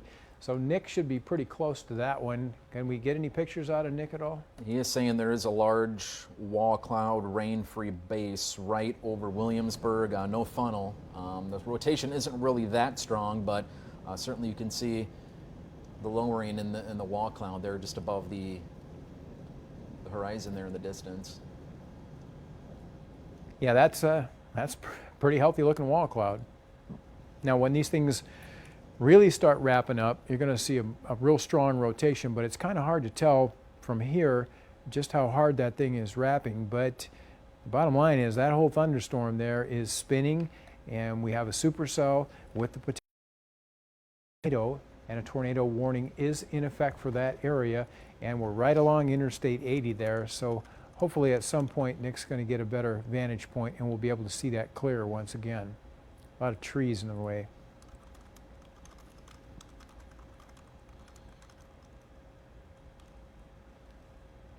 Now we're going to make the bend, and that's right off Interstate 80 by the Amana exit there. I recognize that. So I'm not sure if they're on Interstate 80 or are going to get on. It looks like they might have passed over. I think there's an exit there. What's up? Keep going south. Yep. Yep. Well, you can, It looks like they just passed over Interstate 80. yeah, it did look like it. And so there's where they are currently located. So might be going back up this way and trying to catch it, or either that they got back on 80, but there's the storm that I'm thinking that they were viewing, and that was a big storm there. I was impressed. Why don't we see what the tops are on these two? I'm just kind of curious to know how large these are vertically in the atmosphere. Now there's a hefty one there. That's probably a good 45,000 feet, I'm guessing, and that's 42,000 foot. So vertically, that's how high that is up into the atmosphere. And you consider a mile is 5,280 feet. That is many miles vertically into the atmosphere, and that whole storm is actually spinning the updraft within it. And so has been there's a two cells report, there. Yeah, go ahead, Rebecca. Storm chaser saying there's a report of a tornado at 4:20, so that's an old report there, but that's from that Tama County storm. So we've seen a couple of reports of that. All right, well, why don't we go back and take a look at that one too. We're trying to track these three different cells here, and we'll see how this one's holding up. Not quite as impressive. We don't have that really bright red core in it anymore, so that circulation is not nearly as strong as it was earlier, which is great to see. We don't want that thing any tighter out there, but that was the one that came on up out of Powesheik County into Tama County, and that one definitely did have a tornado warning and a confirmed tornado on it. Now that's up into Tama County, where the warning remains in effect until 4:45 this afternoon. And then we've got our other storm, which is further to the south, and these warnings here are out until 5:15, and that does include parts of Iowa and Johnson counties. And so we're looking at a couple of circulations here, but that one there is very close to Interstate 80, and then the other one is further to the southeast. And that one's probably best about right in that region there. So there's where Parnell is, there's Holbrook, somewhere between those two cities is where that circulation is located. And even though it is in effect for part of Johnson County, Iowa City is not included in this warning, and I'll kind of take the radar off so you can see where the polygon is in relation to North Liberty and Iowa City. So the warning covers mostly eastern Iowa County and then just kind of a sliver there of northwest Johnson County. So again, I want to stress Iowa City, North Liberty, not in this warning. Right, and then the other warning you can see in Tama County, that is to the west of Belle Plaine there, and between there and Tama.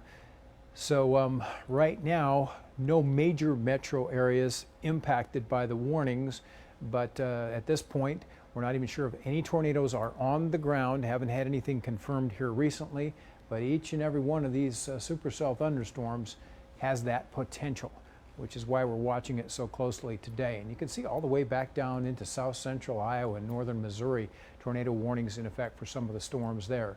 But the discrete nature of the individual cells in this part of our viewing area lends a much better chance of these producing any tornadoes. So that's the area we'll be watching over the next few hours.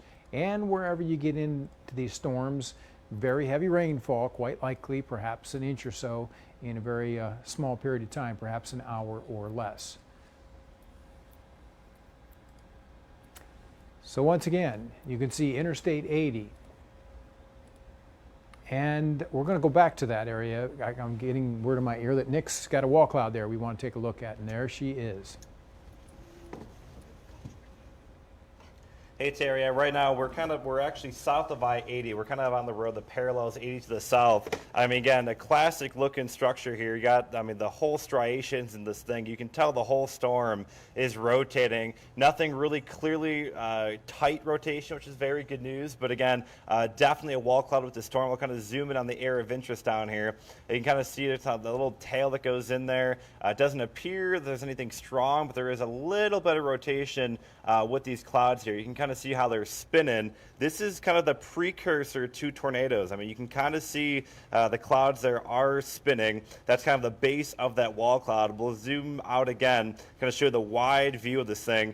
A really, really impressive structure for Iowa, and especially for October. So Nick, are you looking to the southwest? Is that the storm there that's down around Parnell and Holbrook? Because there's another one northwest. That's correct. Okay. Southwest. We're looking southwest towards more towards Parnell. Got you there. Okay. And this particular storm has a warning on it until 5:15. Looks like that's going to be moving right up into Iowa County here and may just catch a little bit of the western parts of Johnson County. But if you look into the center of the wall cloud right now, you can see that little protrusion that's coming down there. That's how tornadoes form. That would be the genesis of one there. And it does look like it's trying to make a little bit of a push down towards the ground. It may not go much further than where it is right now, but there is clearly some sort of a funnel trying to form there. Whether or not we can get that condensation thing to the ground remains to be seen, but look at that little nub coming right out of the center there. So that's really where we would anticipate a tornado, right in the middle of that wall cloud, which continues to rotate. And now it doesn't look like it's dropping too much more, but you can clearly see that. So let's go back to Nick and get his take on what he was seeing on that particular little segment right there. Nick? Yeah, I mean, it definitely looks like it's trying to kind of pick areas where it wants to get tighter. It seems like it's definitely struggling for some reason. We've kind of been hearing from other reports from other spotters. You know, it's been a prolific wall cloud producer, but we've not seen a lot of tornado reports, any tornado reports with the storm down here. Again, this is one that's in southern Iowa County. Definitely, you can see the storm rotating. I mean, you can just see like the upper part here. I mean, like I'm going to zoom on that right quick. This area right here. Now, as I zoom out, I mean, you can watch that just completely wrap around the storm. I mean, the entire storm is rotating. It appears to be more in the mid-levels of the atmosphere as opposed to the lower levels where it's spinning, which means that it's not getting really tight near the surface. And so we're not really seeing any type of funnels that are forming with this. But again, this is that wall cloud, zooming on it here. This is that area of interest. That's that spinning area, kind of the lowering of the storm where a tornado may come from. And the main area of interest, I think, would kind of be in this area. I'm going to zoom in on real quick. You can kind of see the clouds rising into the storm there. You can see them spinning a little bit there. This is kind of that area that we're going to keep a very close eye on. Right now, I mean, it's coming almost right toward us. I mean, we're in a perfect spot to view this thing. We're out of the rain and looking right into the storm. Again, this is looking southwest from kind of the Amana Colonies area, just south of I-80, looking towards Parnell in Iowa County. And that was an interesting thing to observe there. You could see that scud, which was moving right up into the center portion of that protrusion there. And if he gets in closer on this view, you can actually see it going right from the ground up into the cloud. So that's a scenario that tells me this thing has definitely got what it takes to produce a tornado. Whether we can get it to the ground, that's another question here. But when you see that scud rising like that, that's certainly a concern. And there you can see the churning that's going on inside the center of the wall cloud itself. And right now we're just east of Williamsburg looking at live pictures from Nick Stewart and the Road Warrior. And there's the spot to look for. So far we just don't see this going much further south, but if there's going to be a tornado, that's where it's likely going to happen there. It's a pretty impressive shot. And just look at the extent of that wall cloud there. Very, very impressive looking feature. And they are allowing the Tama County tornado warning to expire. The rotation has become more broad. So the good news there, the Tama County one will expire here momentarily. So the only warnings that we have on right now are Iowa and Johnson until 5:15. Okay, so one tornado warning we're left with at this point. And that's the one that we're looking at live here. There's actually a couple of circulations that are associated with the storms in this part of our viewing area. But this one right in here is the one that Nick is observing right now. And there's your circulation on it, which is looking a little messy right now. I can't say that's overly impressive, that's for sure. So still struggling to get this act together, which is really good news, but that's where the circulation is, and that's where we had that big ominous looking wall cloud that Nick showed us just a few minutes ago. Now not quite as impressive looking on the structure of that. So here you go, back to the radar, would be somewhere in that little region right about in there.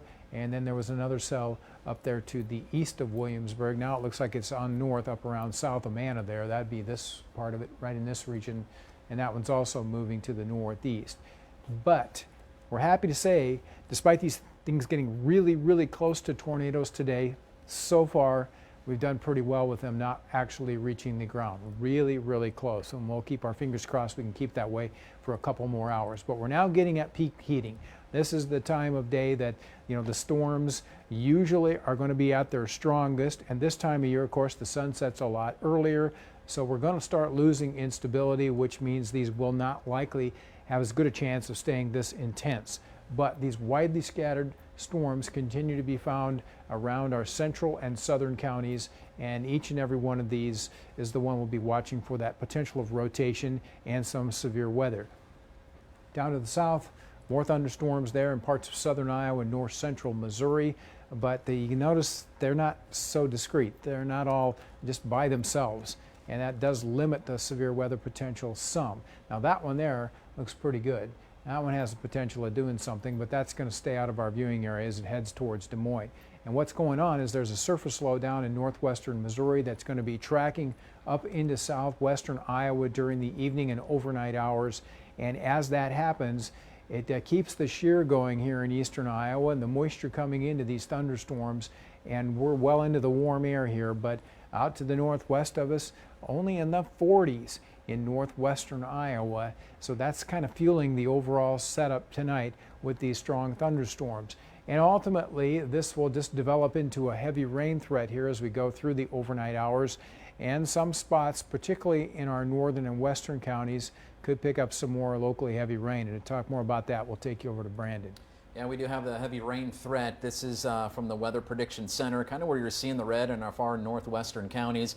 1 to 2 inches, certainly possible up that way. Of course, that may get extended a little bit further to the east, at least where the slight is, where you see the yellow. Certainly some heavy rain possible in that area, but it looks like some of our northwestern counties may get some of the brunt of that rainfall later on tonight. And with the ground being already saturated, the soil really can't take on much more water. So that's what's leading to the high rivers we've seen the last several days. Rivers will continue to rise as well, including the Cedar here as we head into the upcoming weekend. So there could be some localized flash flooding in some of these spots as well. So that's something we'll have to watch as we get into tomorrow before this whole weather system finally moves out by early tomorrow morning. Yeah, Brandon, something I'll mention just quickly about that is that's put out by the Weather Prediction Center, this graphic right in here. And what this is a moderate risk for flash flooding. And while it's titled heavy rain threat, that's the bottom line with this. If there's going to be flash flooding, the greatest chance would be in this area here where repeated rounds of thunderstorms could occur that could produce these 1 to 2 inch amounts in a short period of time. So certainly there is a heavy rain threat here, but this also denotes a moderate risk of flash flooding in this area tonight and into tomorrow morning, and that has been issued by the Weather Prediction Center.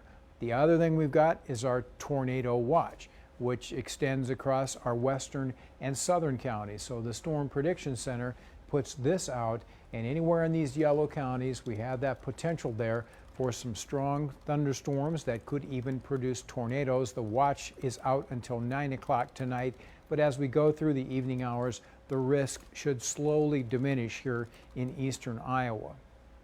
Now backing this out, there goes some of these thunderstorms that have popped up in this warm, unstable air mass today.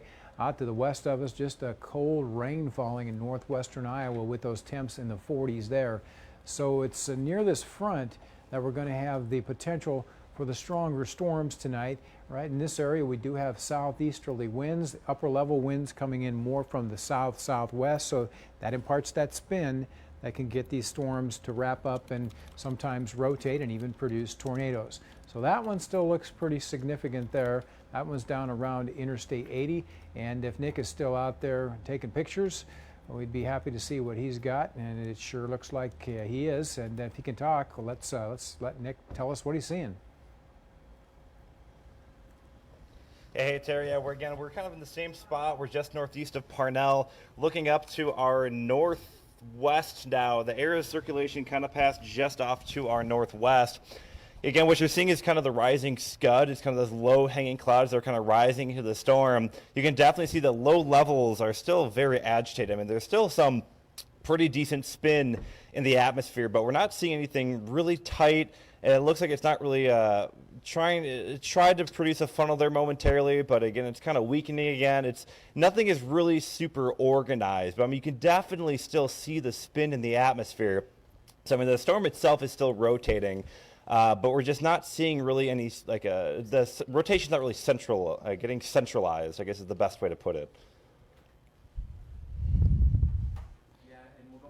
Radar here, and we'll put Nick's GPS on so you can kind of see where he is. Yeah, I mean, that's the wall cloud right there. I mean, you can see it's just off to our north. You can see like up here is what we call the RFD, the rear flank downdraft. It's kind of cutting around the top of the wall cloud. So that's typically, again, what you see prior to tornadoes. There are all these low-hanging clouds kind of hanging down here. Well, they're starting to rise into the wall cloud here, so we're going to need to keep a close eye on this. Again, this is just north of Parnell. This would basically be right on top of I-80 right now, kind of south of the Amana colonies. And that looks like, well, it looks like it's trying to get stronger there. Look at the rotation starting to uptick there. I'm starting to wonder if we might have a tornado here pretty soon.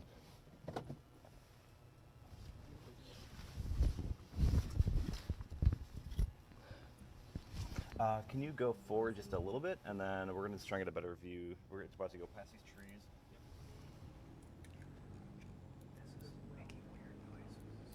You can see the rotation picking up on radar there, just where Nick's talking about, right over I-80. If you go to velocity, Brandon, and zoom in there, you see that, just that bright red right there. That must be where he's seeing the rotation pick up. Yeah, right along I-80 there you see T Avenue and there's U Avenue, so kind of right in between there is where we're seeing that rotation where Nick is, and we'll put his GPS on so you can kind of see where he is in relation to the storm. And again, he's just south of I-80 along 240th Street, looking to the northwest into that storm, and it looked like it was getting a little bit closer to the ground, the last visuals that we did see with Nick. So we'll continue to watch that, but we'll go back to the velocities here. And again, there is the rotation where you're seeing these brighter reds right along Interstate 80. Brandon, keep talking, but we want to show the pictures here. That's the important thing.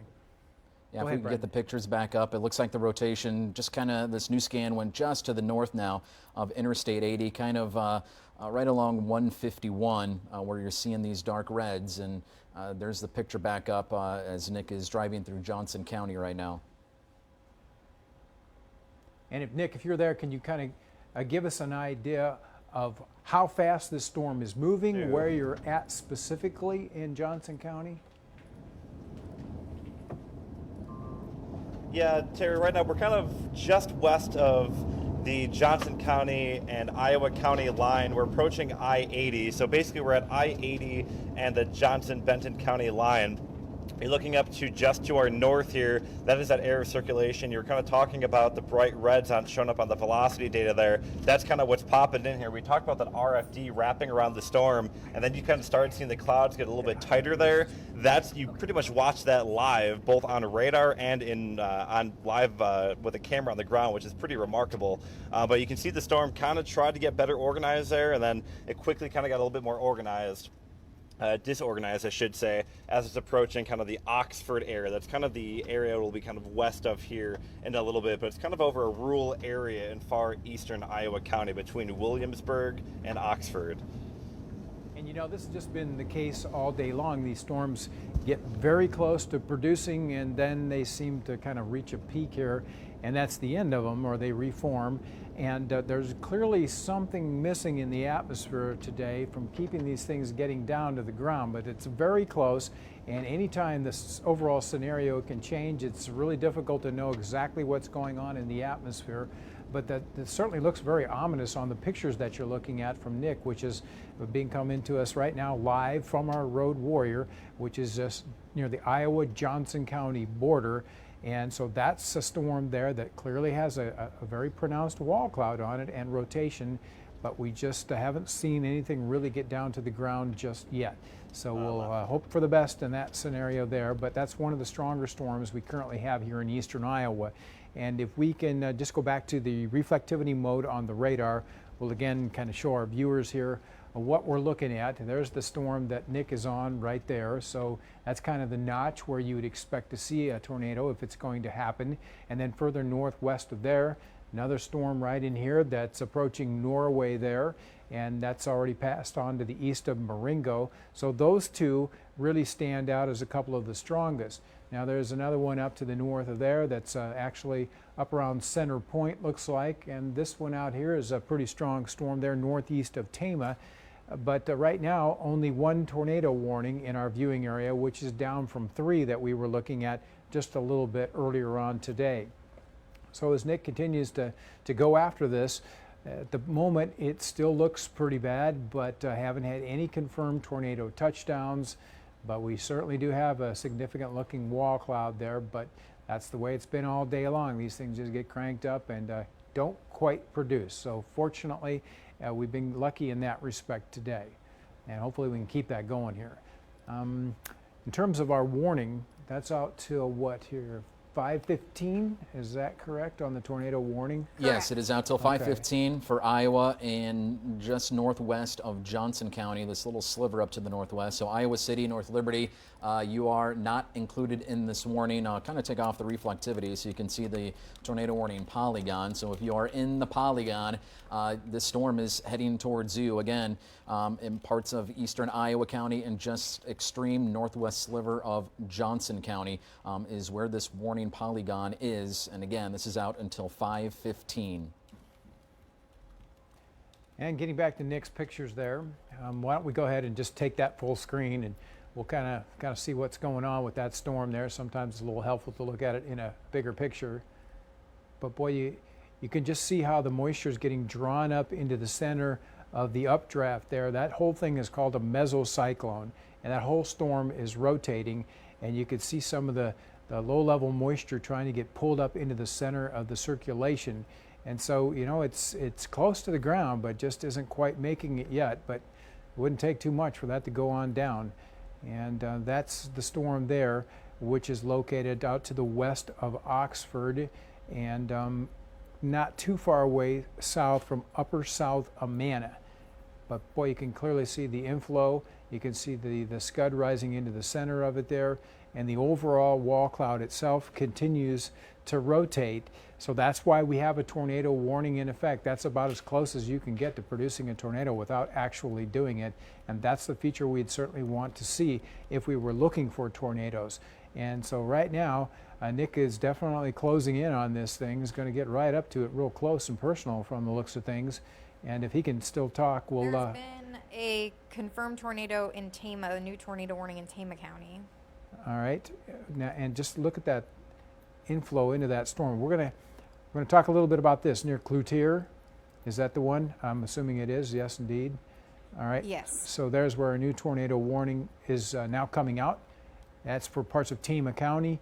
That's until 5:30 this evening, and it'd be right about in here that we're looking at that rotation again that has that potential of producing a tornado. Now, did you say that was confirmed or not? Correct. That was, okay. So apparently right about in this area, a confirmed tornado. Now in terms of couplets, that's not the most impressive we've had all day long today, but it still has produced a confirmed tornado. So it just goes to show you sometimes things are happening up in the clouds that you can't necessarily detect with the radar, and that's why our spotters are so important to give us that type of information. But there's where Cloutier is, and it looks like it'd be just a little bit to the east of that. Tama is one of those areas too that's kind of in between our Yeah, two radars, that's true. so hard to see sometimes. Right, what Rebecca is saying is that our radars are centered in Des Moines and the Quad Cities, and that's about right in the middle, so the coverage is not as good there as we'd like it to be. And when you're that far away from the radar site, sometimes it's hard to see the low levels because of the curvature of the Earth. So bottom line is, can't get as good a view as we'd like to see, but obviously there's a report of a confirmed tornado with that storm, and looks like that will be moving off towards Dysart. So if you're in the Dysart area, there has been a confirmed tornado to your southwest. You'll need to take some precautions in that area as that storm continues digging northeast towards you. And there are some other ones down to the southwest where we've also got tornado warnings. There you can see a one going out near Grinnell, and that's out of our viewing area, but not by much. And then here's the other one that's over where Nick is currently tracking, and there's what he's got on the Road Warrior right now. That's that big old wall cloud still spinning away out there. And I think we'll go in and Nick, if he can talk to us and give us a little sampling on what he's seeing right there. Hey, Terry. Yeah, right now we're just west of Oxford. We're just kind of on the Iowa and Johnson County line. We're just approaching the storm right now. We're looking up to that wall cloud. You were talking earlier about some of the storms. They're not really quite doing, despite having these quite remarkable structures, not quite producing the tornadoes. At least especially the stronger tornadoes. We've noticed that every time we're under these wall clouds, the winds just aren't very strong. And so we think that part of the problem is that the storms are not really having great inflow that's going to keep the storm strong. And so we think that is part of the reason why the storms today are not really becoming prolific tornado producers, despite the really good representation on radar in this intersection. Make it right. And that makes good sense, Nick. I see what you're going with that. And yeah. We have a new tornado warning, Terry, for Alameda County. This is in extreme northeast Iowa, one of our northeastern counties. And it looks like they're going to extend the tornado watch to now include Alameda, Clayton, and Fayette County until 9 o'clock tonight. But they have just issued, the National Weather Service out of La Crosse, a tornado warning. This is for Alameda County, and this is out until 5:45. And if you go to Velocity Wave, we'll be able to see where that is. Looks like that's where it's located, right there southwest of Hanover, a little southeast of Canoe, and not a bad looking circulation there. And that one is going to be moving northeast and will cross into Minnesota eventually, but right now it's kind of out in the open there in parts of Alameda County, northwest of Waukon. But that does have a respectable signature associated with it there. Got even a little bit of orange in there, which is something we haven't seen too much of today. So that one seems to be cranking up a little bit in northeastern Iowa. And then we've got several other warnings that are now in effect. So many, it's tough to keep track of them all, but this is where we had a confirmed tornado in parts of Tama County, east of Cloutier. And it looks like that's probably going to go south of Dysart. Based on the track that we're projecting here, that should stay just south of there. But if you're in that part of Tama County, be advised that definitely has a very intense circulation with it and has produced a confirmed tornado. So Dysart, pretty close to you, maybe a little bit southeast. Here's the other storm that's out around 151 here near Upper South Amana, and that one has a nice little couplet right in there. So that tight circulation would be where the storm could produce a tornado. And is that the only one? We got another one south of there or not? No, this is the only one, yeah. So we're down to just those two. And then now we're back to the road warrior here. Got a few trees to contend with, but if you look on the right-hand side of the screen, this is the storm there that should probably be in Iowa County about now. I'm thinking close to the Johnson, Iowa County line west of Oxford. And there is the actual circulation and a wall cloud, and that whole updraft there is rotating, which is why we have a tornado warning in effect for that storm. And I'm hoping we'll get past the trees here in just a moment. But it's so remarkable to see the corn golden brown and the trees changing. This is a rare event to see this type of storm during the month of October. And there you can see west of Oxford, that is a low-hanging wall cloud there, very close to producing a tornado. That whole thing is spinning away right now. And the National Weather Service is debating on extending this further to the north here, and that would go into parts of Lynn County. I'm gonna let Nick comment on that. Nick, have you seen any change in the overall structure there? That looks pretty close to getting down. We don't have Nick's audio currently. Well, Nick's audio is not there anymore, so thank goodness we have his picture. So we're okay. But boy, you can see that thing is really hanging down there. That whole giant structure is spinning away, and we're still looking at a decent couplet on the radar here. So that one has a chance of producing a tornado. And that Nick can talk to us now. Pretty good. Okay, we did get Nick back, so he's right where he can see what's exactly going on with that storm. Please talk to us, Nick. Hey Terry, yeah, right now we're crossing back into Iowa County from Johnson County. We're on Highway 6. We're about to link up with 151 to try and get right underneath the storm. It's It's definitely, I think, finishing the cycling stage. It looks like it's trying to get better organized. The trees are really hurting us in terms of what's happening at the very base there. But that's definitely a very healthy looking wall cloud. I mean, you can see the left edge of that wall cloud just rotating in and up into the structure of the storm. I mean, this is a very impressive tornado warning, that's for sure. Again, right now, this is kind of right over the Amana Colonies area. It's going to be heading up essentially 151 towards Wofford, and then ultimately towards Fairfax. So if this warning does get extended, because I know it's going to be running out here pretty soon in about 8 minutes, if they do reissue the warning, it would probably be coming very, very close to the Cedar Rapids metro. But again, right now we can't see anything visually just because we're so blocked by trees, but it's still obviously a very, very good structure with the storm.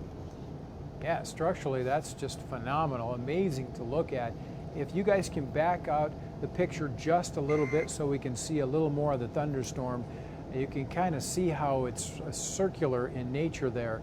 That whole thing is just wrapping around, and there's a big updraft in the middle of it that probably is up there around 50,000 feet in the atmosphere, 45 maybe, and so that's the part of the storm that the tornado would come from, the back end of that updraft there. And while we still see circulation on the radar, it hasn't been able to actually touch down just yet, but that is a really remarkable looking feature there, quite impressive to say the least. So we'll go back to our other storm here, which is out around the Dysart area. The tornado warning is out for that one until 5:30. Looks like it gets pretty close to Dysart, and you know, about the same old thing on that. It's Terry, they not the have best. had a report in Toledo that there was a tornado on the ground. Is that just now, current? Yes, that was, well, it was about 5 minutes ago. And that was in the Tama area itself then? Yeah, near So, Toledo. Yep. Tama, Toledo, right next to one another there, but I don't know that we really even saw that. Can we go back to the radar and back it up a little bit and see what we're talking about there? You're going to have to go west just a little bit. And there's Tama down in that area there. Might have just been that they spotted there, it from right Toledo, there. possibly. That would be the storm there. Yeah. So how long ago was that report then, That Rebecca? was at 4:59, so just about 8 minutes ago. Okay, so roughly 8 minutes ago, that storm, where are we at here in terms of Tama anyway? Let's back there, right in there. Apparently in the Toledo area, there was a touchdown of a tornado.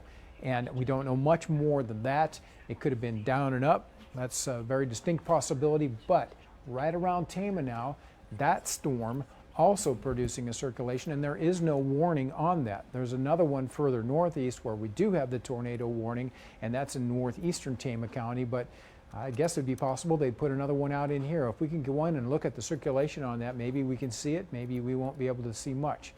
But it really appears the best area is well to the northeast of that. So that could have been just a very brief little funnel cloud, and I don't think I'm too overly concerned about it as what I've seen on the radar right now.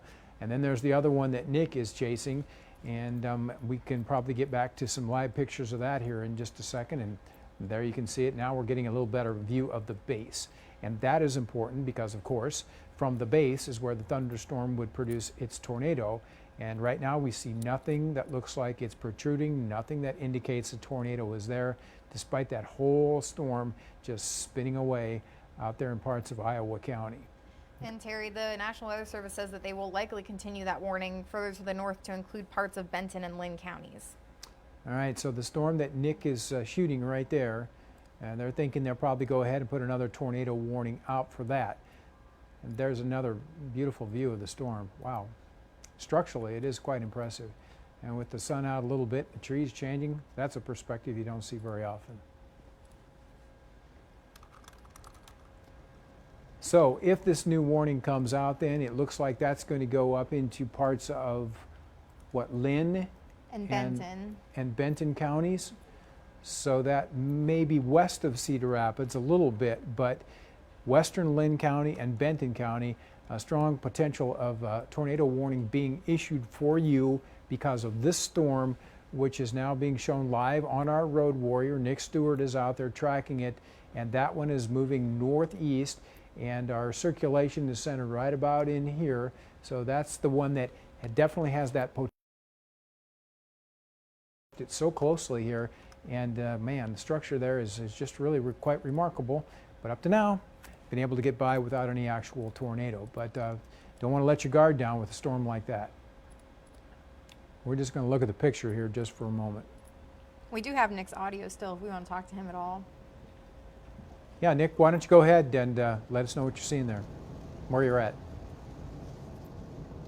Yeah, Terry, again, we're kind of keeping an eye on the storm. You can see the wall cloud that is forming.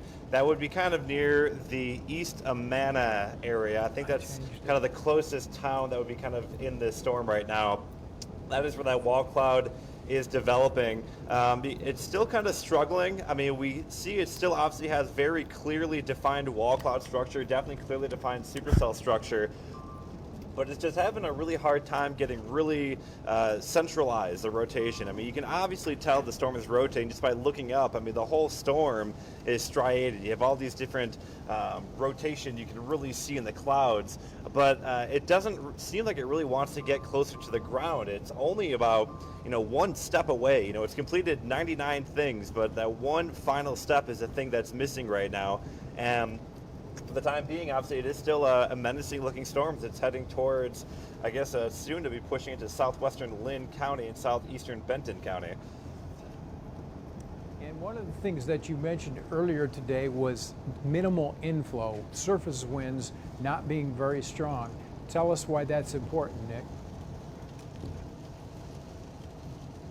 Yeah, I mean, you have to keep the storm, it's kind of like a balancing act, right? You kind of have to balance out the wind that's wrapping on the back side of the storm that we're in right now, and the wind that's coming into the storm, the inflow. So it's kind of a balancing act between the inflow and the outflow of the storm. And you kind of have to keep them in check in order to keep the storm rotating. You have to keep that area right underneath the storm where the tornado would come. You have to keep that area rotating, and that's what's really been struggling. The outflow, the RFD that wraps around the back side of the storm kind of cuts off the inflow and cuts off the warm, moist air that would fuel the storm. And so it's kind of been that battle that we've been seeing all day, and the outflow kind of wins while the inflow is kind of just a little bit too weak. So the surface winds blowing into the storm are maybe just a tad bit too weak. All right, that's a beautiful explanation, and I think that's exactly what's going on today. I can't see any other reason myself. The shear profiles are fine. There's enough instability. It just doesn't seem like we quite have that balance like you talked about to get a tornado to drop from those clouds there. So despite the fact we have a very ominous looking wall cloud, and we've had several of these today, maybe only one or two brief reports of tornadoes, quick ones right back up, and several different funnel clouds. But there you can see it, and on another day this might be a very bad sign. But today so far, the tornadoes have stayed up in the mid-levels of the atmosphere and not been able to get down to the ground. So therefore, we've done pretty good here in terms of the overall situation during the past few hours, despite the fact we've had non-stop tornado warnings now for nearly 3 hours around eastern Iowa. And just going back to the radar very quickly, wanted to show you where that storm is located. And there you can see where Walford is, and then down to the south of there, you got your greens coming this way, the reds going this way. So that would be the area where the strongest rotation is currently found.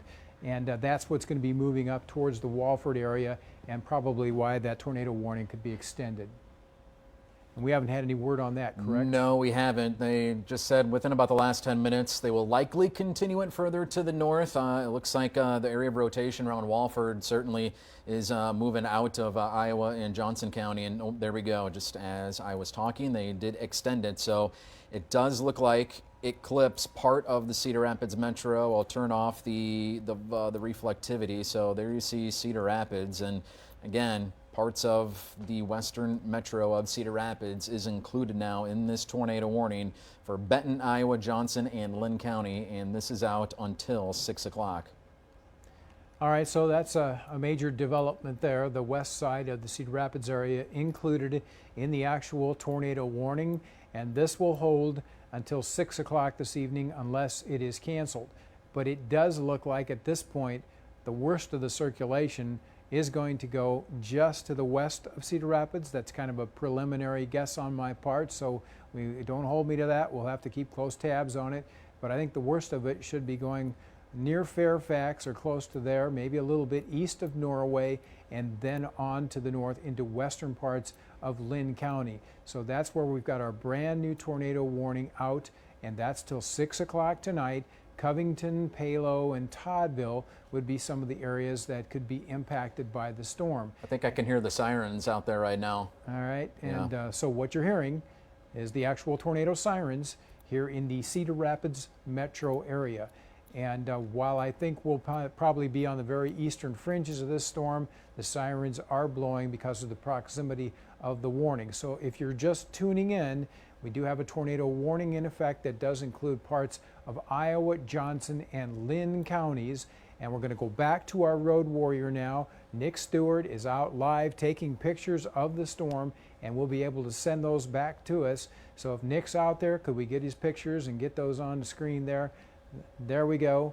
And let's go ahead and take his shots full screen if we could, please. It gives you a much better perspective of the actual storms. And there's what we're looking at.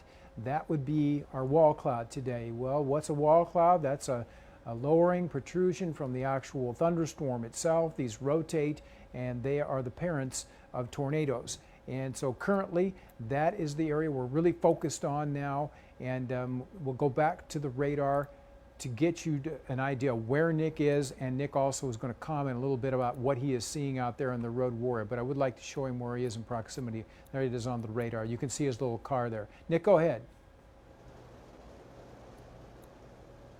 Hey Terry, right now we are just approaching, we're sitting just southwest of Wofford right now. We're kind of letting the storm trying to get past us first to the air circulation. We don't want to drive through it. So we're going to let it get ahead of us real quick, and then we're going to come up kind of on the south side of it. So right now you're looking at the wall cloud. We really can't get to the better side of it. We kind of do have what looks like maybe some type of funnel earlier, but nothing extremely tight with it yet, but still definitely a wall cloud, still definitely rotating on radar right over the Wofford area, heading towards Fairfax. And then we're going to be able to come up right behind it again here momentarily. But we haven't seen anything confirmed at the moment, but we'll get a better visual here within the next about 2-3 minutes. All right, Nick, we're going to stay with you too as much as we can on the actual video, but we do want to eventually go to our own sky cam here in Cedar Rapids, because you can also see the storm approaching from the west-southwest. And there you can actually see that broad, expansive wall cloud. No definitive tornadoes showing there, but there is certainly a wall cloud. You can see the left and right sides of it very clearly. That whole thing is rotating, and that's the storm that will be approaching the western parts of Lynn County and going into Benton County, where we do have our tornado warnings in effect now till 6 o'clock this evening. So that a pretty ominous looking sight there, but I don't see anything that looks like it's imminently going to produce a tornado, but that's the feature we would typically look for. And now back to the road warrior on the right hand side. You can see Nick going on after this. He's trying to get out of the way of the storm itself. You don't want to be in the rain wrapped area of it. Won't be able to see much, but you can see spotters and things out around eastern Iowa now observing the storm. And the tornado sirens have blown here in the Cedar Rapids area, so we've already experienced that, and this thunderstorm here is the reason why. It continues to move northeast, has not produced any confirmed tornadoes, but has that potential thanks to this ominous looking wall cloud, which Nick Stewart and the road warrior continue to track out near Wofford. And going back to our radar now, let's kind of show you where our circulation is. You can see Cedar Rapids located right up in this part of our viewing area, and then we've got Fairfax here, and then on to the south is where Wofford is, and where these reds and greens coincide right here is where we have the circulation that could produce the tornado. And we'll go back to the road warrior now if we could, and you can see a little funnel trying to get going there, but this has happened numerous times today, and they get down about halfway and then they go back up. But there is one there that's certainly making a bit of an effort anyway, and that's from Nick Stewart out around the Wofford area. area right now, and that funnel did try and drop there momentarily. It kind of lifted back in the cloud again. It's still kind of lingering there. It doesn't appear to be super organized. You can see the wall cloud is pretty ragged. We're kind of on the back side of it, so I mean, we're not in like the best place to view it, but we are in a safe place to view it. We kind of had to let it get out ahead of us before we can get into a better spot because we didn't really want to get run over by it. But again, I mean, we're right underneath this thing right now. So I mean, if this thing does produce, anybody watching CBS2 and Fox 28 will be first to know because we are right under this thing right now. And as you can see there, Nick is going right through the city of Walford, and it looks like it would be just east of there where that strong circulation is located. And on the radar right now, we can see there's been a little bit of intensity on that. So it has ramped up just a tad, and pretty good rotation indicated there on the radar. And Nick's about as close to it as you can be without actually being in it, that's for sure. But right in there, you can see some brighter reds, and there's where Walford is. So it's going to be probably somewhere in this region, awfully close to Walford, where the developing tornado would be. And we're still getting a pretty good indication that this has the potential to do it. But today we've had a lot of reports of these wall clouds around eastern Iowa. The storm is cycled, Terry. And I'm sorry, go ahead, talk to me, Nick. What'd you say? Hey Terry, sorry, we actually just within the last about 2-3 minutes, we're now looking left of the road. The storm actually just completely cycled and just created this brand new wall cloud just off to our north and west. This is now the new area of circulation. The area we're looking at just about 2 minutes ago, that is dissipating. This is now that new area of interest. That's just now north of Wofford. It's heading towards the Fairfax area, basically almost paralleling 151. So this is that area of interest now. You can see just a very low, menacing wall cloud. We'll zoom in now as the trees begin to clear. Towards the base of the storm, we're not seeing anything touching down, but within the last, 45, 50 seconds, this thing ramped up big time here, just in southwestern Lynn County near Fairfax. Yeah, we can see that on the radar too.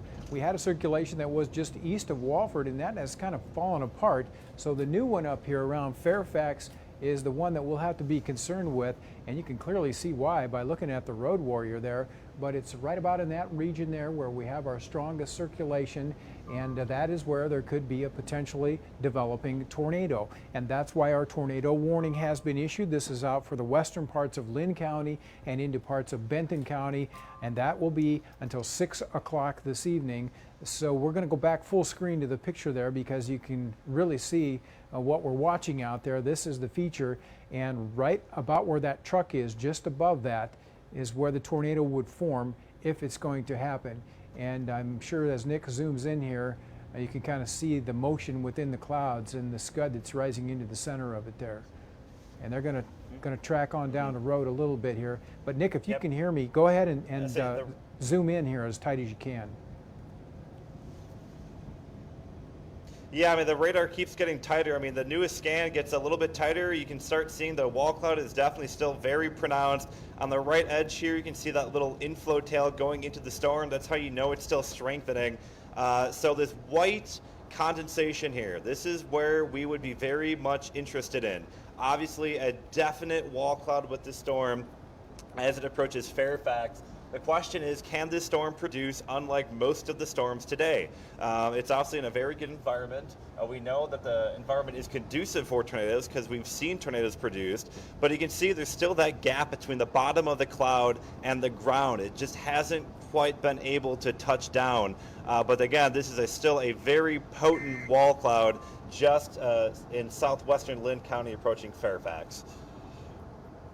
And boy, is it ever impressive there. And we've got another view of the storm, which we'll just take very briefly here because this is pretty dramatic stuff. But if we go to our other sky cam here, you can see that whole thing advancing off towards the west side of Cedar Rapids. And that whole area there that extends across the center of your screen there, that's the wall cloud itself, and there's embedded circulations within that, and that's what's going to go into the western parts of Lynn County and off into Benton County. And while there is no definitive tornadoes showing up in there, that is the wall cloud that the warning has been issued for. up in the clouds there, pretty good mid-level circulation. Going back to the radar quickly too, we can still see that circulation down to the southwest here. There's Fairfax, and so the storm is located right in that general region, right in there, at least the circulation is, and that's going to be heading northeast. So Cedar Hills would be an area of concern, and that should then eventually track on, maybe get towards Hiawatha or Robbins, but it does look like it's going to just clip the northwestern parts of the Cedar Rapids metro area.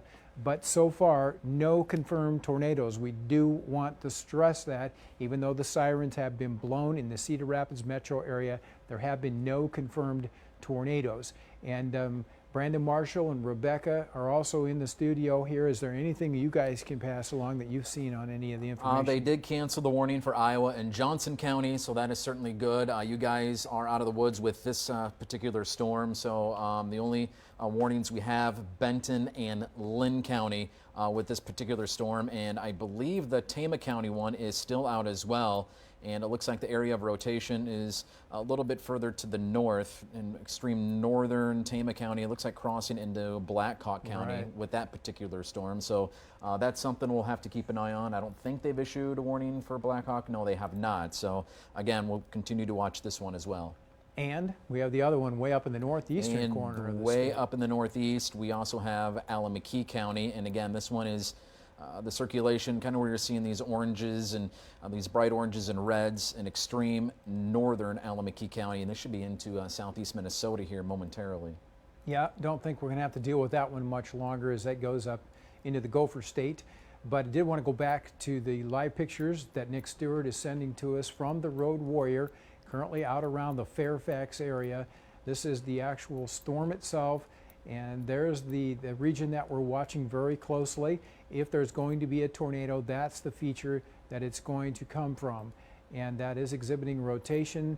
And this whole area is coming up to the northeast, cutting across the western portions of Lynn County and also extreme eastern sections of Benton County. So if you're in those areas and you've heard the sirens, this is the reason why. Still watching this thunderstorm here, which has that potential to produce a tornado. Nothing confirmed yet, but still the potential exists. And Alameda and Tama both have been canceled. All right, so good news there. One less to deal with. I wouldn't mind if we could go back to the radar, Brandon, and get to the reflectivity mode and see what else is going on here in eastern Iowa. We've had these discrete thunderstorms pop up today, individual ones, which are most likely to produce tornadoes as opposed to big old lines. So that one right down there, that's kind of all by itself. Nothing is really impeding the environment for it to continue to grow in its structure. So it's staying pretty healthy, but so far just hasn't been quite strong enough to get a tornado down to the ground. But the mid-level circulation certainly is stout with that one. And a little bit further to the southwest, let's see what we got going down there too. Really not too much down in our southern areas just yet, but we do have the watch out for all of this region. That's a tornado watch for the potential of additional thunderstorms that could come in with some rotation as we go through the evening hours. Got a strong area of low pressure developing in Missouri that's going to sweep up into western Iowa, and that's creating the shear necessary for these rotating storms today. At the surface, our winds are coming in from the southeast. The upper level winds are coming in more from the southwest, and that's what's creating these spins in the atmosphere and these potential wall clouds and even potential tornadoes as far as that goes. But Nick is definitely on the way after this storm now, and it looked like that passed on past Walford there and is now getting into the northwestern parts of Lynn County, and we still have a pretty healthy looking structure there. But again, want to stress, no tornadoes have touched down. Brandon, I can see you've got the tornado watch up there too. Yeah, we had a tornado watch. I can put that back up. Again, this goes out until 9 o'clock tonight, except our far northeastern counties, I believe, are out until about 10, but it may even get canceled before that. So a good chunk of eastern Iowa, again, in a tornado watch until about the mid-evening hours as we continue to watch these storms here develop here this afternoon. Let's go. Yeah, there we go. There's Lynn County, and there is our thunderstorm that has produced the tornado warning. And today hasn't been one of those days where we've seen much in the way of hail. The atmosphere pretty saturated for that, but this has the threat of some damaging winds and perhaps even a tornado. And Nick, if you can hear me out there, I'd like to get your opinion on what you think with this storm. Is it still cycling up or pretty much holding its own?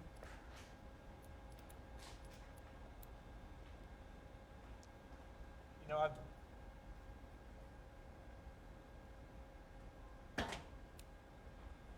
I don't think I've really seen a storm do that this much. I mean, that just tells me that the environment that the storm is sitting in is definitely very conducive to producing tornadoes. It wants to keep producing these wall clouds. The wall clouds are tending to get lower and lower and lower. So this is that one wall cloud now, which is kind of just west of the Cedar Rapids metro right now. This will be kind of heading towards the Palo area. That's that wall cloud there. Again, we can't see anything touching the ground. We're going to look around real quick. But again, this is that main area of interest is this wall cloud. You can still see nothing touching down, but still definitely rotating, and we can see it both in person and on radar. And speaking of the radar, we're going to go back to that now to show you where our circulation is. I want you to get down and get real close in here if you could, Brandon. And we'll take that full screen too so we can get a better view of what's going on here. But right in here is where Cedar Rapids is located. So this is the northwestern side of the city. And right in here is where we've got the opposing winds that are developing that are creating this wall cloud and this tornado warning. So winds going one direction here, going the opposite direction here, and so this is approximately where that circulation would be, and that's kind of the clouds that we were showing you with the road warrior there. So just to the west of Cedar Hills right now, out there around Wilson Avenue Southwest, that's an area where the storm is currently located. At this point, just heavy rain coming down, no confirmed tornadoes, but this will be continuing to move to the northwest, and Edgewood Road northwest, Ellis Road, also areas of concern here if this continues to hold its own, and at this point there's no reason why it shouldn't. Pretty good environment for thunderstorms tonight, some of those going to rotate, some of those with the potential of producing tornadoes. And this one here, and now moving through the northwestern sections of Cedar Rapids. So far though, good news to report, no confirmed tornadoes. Hopefully we can keep it that way as this is eventually going to head on up towards the Hiawatha area in the next few minutes. And again, we'll go back to the road warrior and take a quick look out there. Nick is in a metro area now, so it's going to be kind of tough to see. And sometimes too you get rain wrapped, and that also hurts the visibilities just a little bit. But I just find it amazing to see all the trees that are starting to change. The cornfields are golden. You rarely see tornadoes develop when it's like that. And now off to the northwest, you can see where our circulation is located, but it's getting a little bit hard to see right now. I suspect it's partially wrapped in rain there. So that would be the area above that last tree coming up right there that we'd be looking for any sort of tornado touchdowns. But can't see anything from this particular distance, and that continues to be good news for us here. Despite all of these wall clouds and warnings today, just have had real difficult times of getting the actual tornado down to the ground itself. But that's the storm of concern right now heading into northwest Linn County.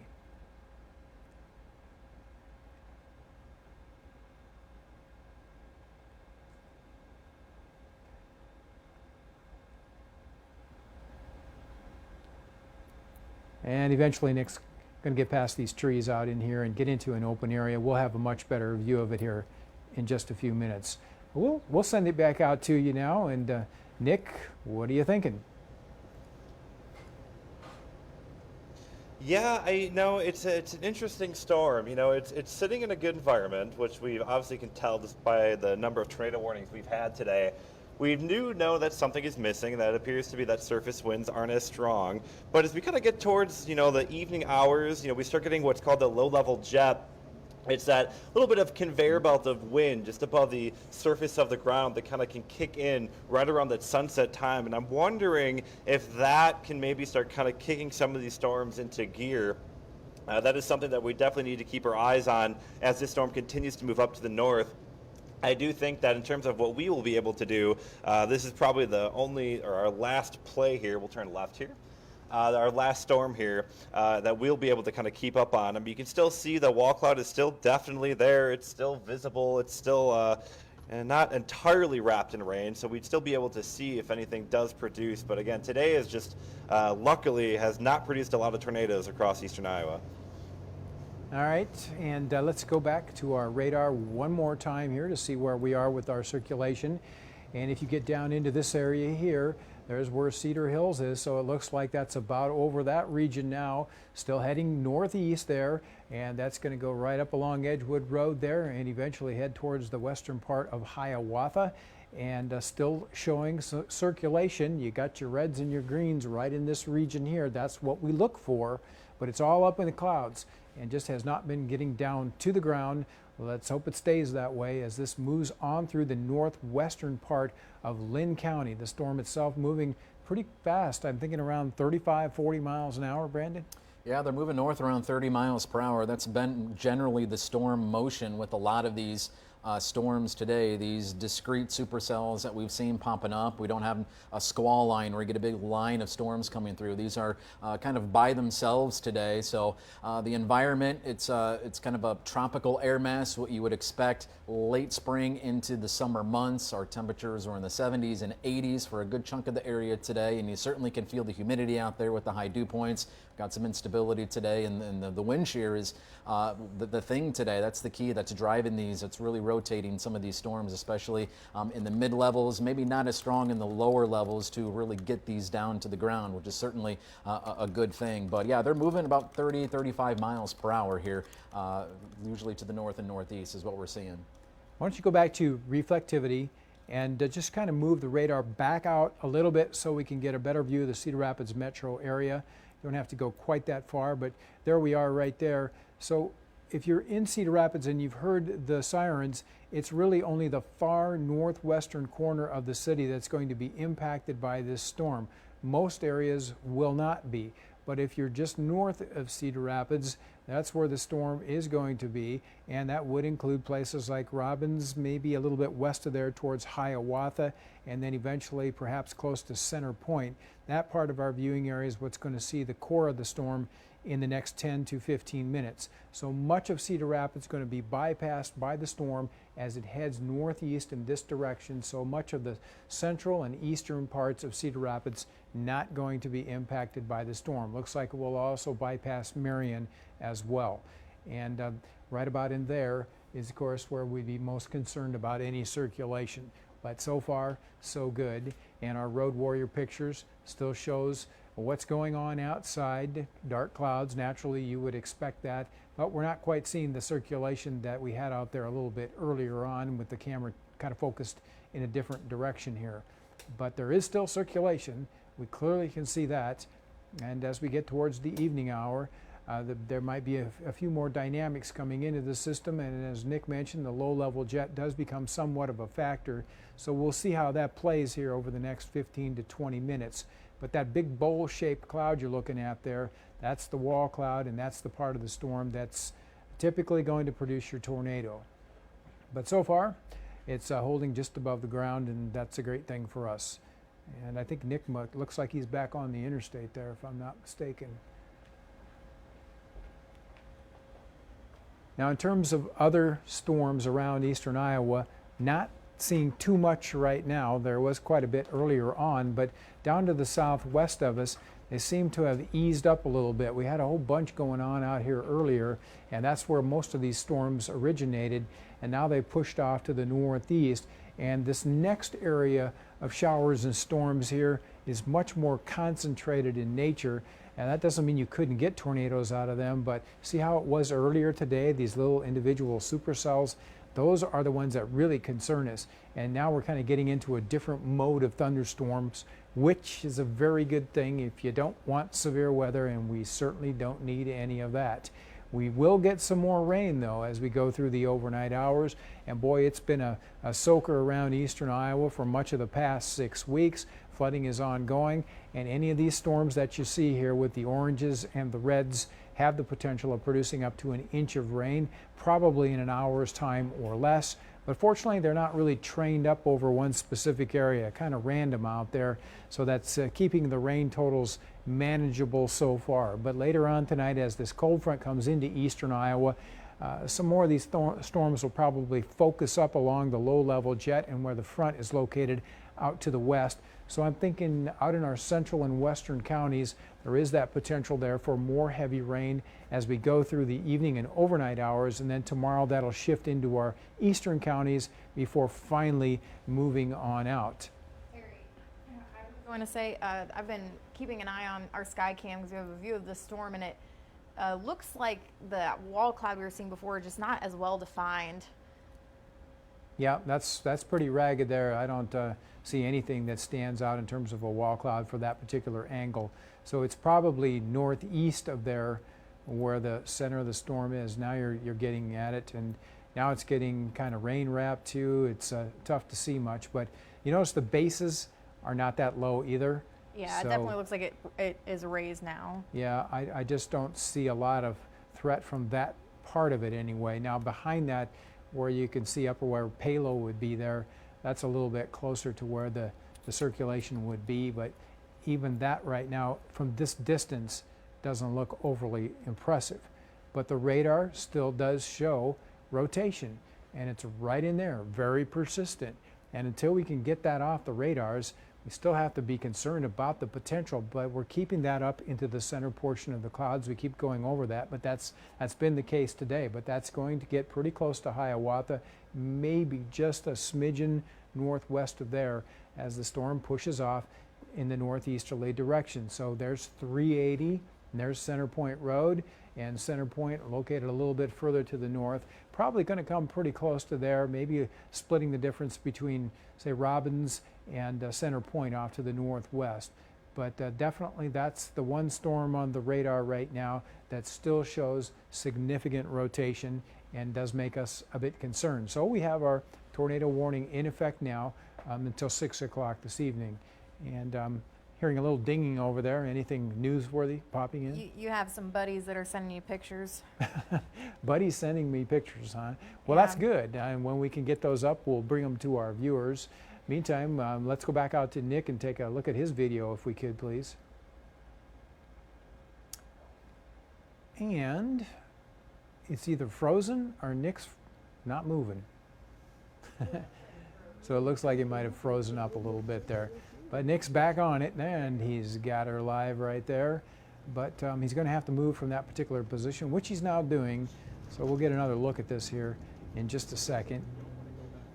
And I'm guessing that's 380 or 100 that he's rolling along there now. Terry, if you can hear me, we're actually going to be passing by the station. We can, if you want to jump outside and wave to us real quick. We're going to be passing by the station here. We're coming right down Collins Road through northern Cedar Rapids. We're probably going to hop north on C Ave and then just kind of zigzag our way up with the storm. The storm is, it's cycled again. It's trying to hook again just west of the Hiawatha area, and that's that area that you're looking at here. Your sky cam up there probably has a really good view of it as well. Just because, we're all basically in the same spot this time. Again, it's not seeing anything super low to the ground, but regardless, there's still kind of the wall cloud there, and the circulation still kind of chugging along there on radar. Yeah, it certainly looks ominous, but so far we've been quite fortunate today to keep the rotations up there in the clouds.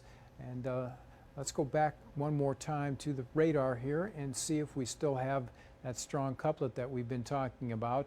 This thing should be pretty close to Hiawatha now. Looks like it's right over Hiawatha, and there's Robbins right in there. So it's this region right here where you got the opposing winds that are going on. That's where the shear is taking place that's causing these thunderstorms to rotate. And when we have this type of situation, the National Weather Service is going to pull the trigger and put the warnings out.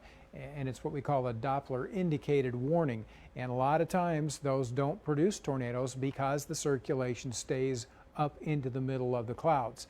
And it appears that this might be one of those days where we're having some structural issues with the storms that's not getting it down to the ground. But boy, the rotation is definitely there. We're clearly seeing that on the radar. Wouldn't be going on with this whole situation if we didn't see that potential. So we're still watching it, still heading to the northeast, and right in there around Timber Ridge Trail, North Center Point Road is where we'd be most concerned for any sort of tornado development. And Nick is continuing to track it there. Let's take that again full screen, and you can see that we're looking just to the northwest of Cedar Rapids, so that's about where you would expect that circulation to be. That's pretty close to Hiawatha right now, moving off to the northeast. Now, Nick's going to go down to C Avenue here, which is not far away, and then hook a left and start going to the north, and he'll see what he can come up with there.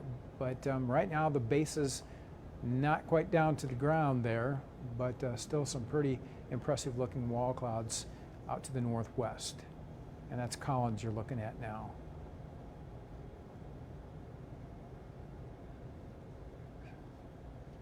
All right, he's going to make his turn here in a little bit. We'll get another view for you in just a second. Let's go back out to our radar here and kind of open up the view a little bit here and show our viewers if there's anything else going on elsewhere around the region. And might be a little bit of a new development there in that particular cell. It's small right now, nothing to be concerned about, but I don't think that was there just a few minutes ago.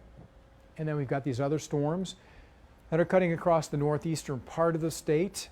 Nothing severe here. And I'd like to see on the lightning detection too, if there's any lightning associated with this, because we haven't seen a whole lot of that today. There's a little bit, you see, but overall these storms are not producing a great deal of lightning today, which is a little bit unusual when you have such strong circulations like we're experiencing. But all of this up here is more heavy rain producing storms, and so that's the primary concern there. Now as we go back to the southwest, this is the region that we'll still have to keep an eye on as we go through the evening hours. However, I like the fact that these storms are kind of lining up into one general region. That being the case, there's not likely to be as much tornado development or even rotation in the storms. But there's still a few spots here where we do have some individual cells that could be rotating. But you're getting way down here into Missouri now. So I guess the point is that outside of that storm there around Iowa Falls, don't see too much that looks very impressive at this point. So hopefully we can keep it at that level, and as this one works off to the northeast, hopefully it'll lose a little of its punch and its rotation. But the tornado warning does remain in effect now for parts of Lynn County and a little bit of Benton County as well, but it's not going to be getting into Benton County. This is primarily a Lynn County event.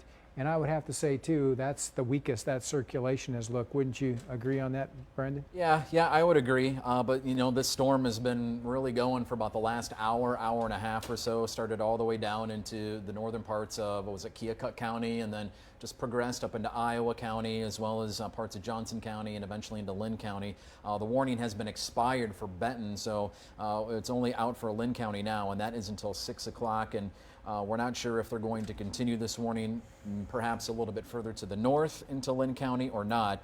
We'll take the reflectivity off, and you can see the storm is almost out of the polygon, so it's possible they could extend it all the way up to the Lynn County border, maybe Center Point, perhaps west of Central City could be in that, but still no word yet if the Weather Service is going to indeed do that or not. And you know, maybe it'll be just a situation where they'll put out a severe thunderstorm warning as opposed to the tornado warning. I mean, this has been going on for an hour and a half now, and we still have not had any confirmed tornadoes. So that might be one way of covering it. Just say, hey, you know, tornado or thunderstorm warning with the potential of a tornado. Just said that they are going to have another warning. So we don't know what kind though. I'm guessing that they're going to stay with tornado. All right. Well, from the language they're using, so we'll see. Since there is still some rotation, that wouldn't be at all surprising, but that would be an extension here that would take it up to the northeast. So we still have some rotation, but I don't think it looks quite as impressive as it did a little bit back in time. And so that's what's now heading just to the northwest of Robbins, and it looks like that will go to the northwest of Alburnett, which has had a history of seeing tornadoes this fall, so we don't want it going over there. One will come out for sure. And then you got Center Point that's located up in that general direction. So I think it's going to split the two there and hopefully stay out into open country. And there's Nick's image right now from the Road Warrior. These are live shots. If Nick can hear us, we'll go back to him and let him give us an indication of what he's seeing. Yeah, Terry, we continue to kind of make our way through the northern Cedar Rapids area and start heading to some of the northern suburb area. We keep trying to head north. Obviously, we're fighting rush hour traffic, which is not the best place to be when you have all these cars right here in a potentially tornadic storm just off to your left there. Thankfully, though, where we are is safe. Northern Cedar Rapids is fine. The Marion area is fine. But this area just to our northwest where the storm continues to kind of churn is the area of interest. Definitely still holding on to that wall cloud that even might be a funnel that might be trying to develop there, kind of the leading edge of that. It's a little hard to say, but it's definitely still a menacing looking storm. And I mean, this storm has been going for quite some time, and we're going to keep following it. As you mentioned, one of the main reasons I'm sticking with the storm is just because of its history of producing tornadoes up in this direction. And I just see that we're going to just keep, again, going with the storm. Again, this is approaching kind of the Hiawatha Robbins area. Excellent stuff. Well, you're going to be getting out into the open country here soon, so we'll keep tabs on your images there once you get past this cluster of trees. Looks like that's Robbins Road that you're passing there, heading north out of Cedar Rapids, and watching this storm that's out to the northwest of you there. Once we get on the other side of these trees here, we should have a better vantage point of what we're looking at.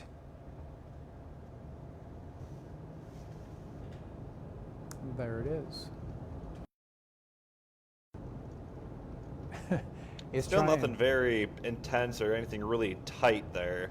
It's definitely still a wall cloud that's kind of, churning away there, but I'm not looking at anything super tight.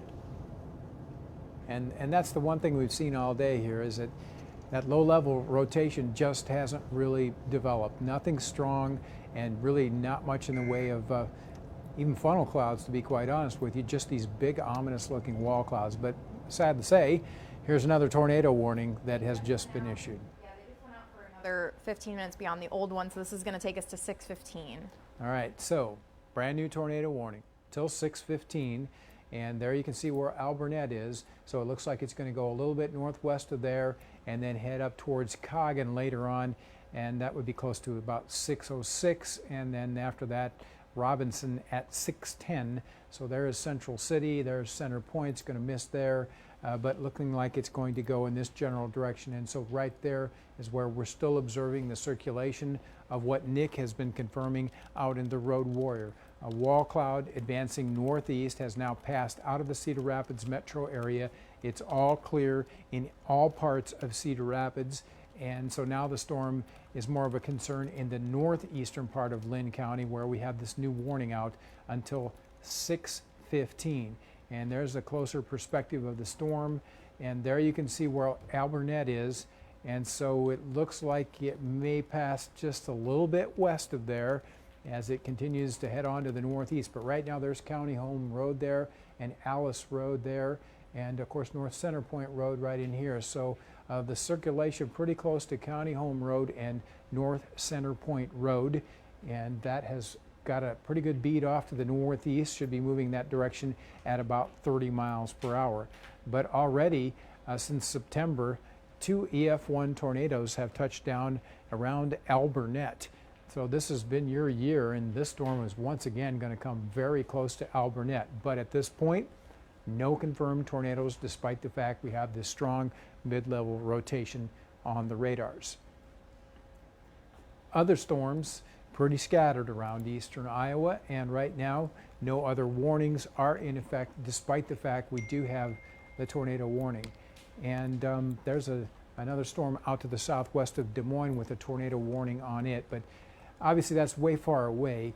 And what we'd be concerned about the rest of tonight would have to come out of this region right in here. So if anything pops down in our southern counties, potentially some more severe weather and that threat of a tornado till around 9 o'clock tonight. That's the actual tornado watch itself.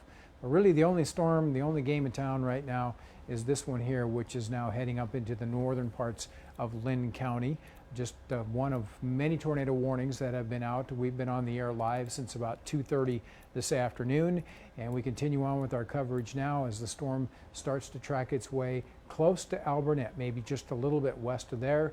Let's explore the rotation on this one more time just to see if a new scan has changed anything here, and I suspect that it's looking pretty healthy.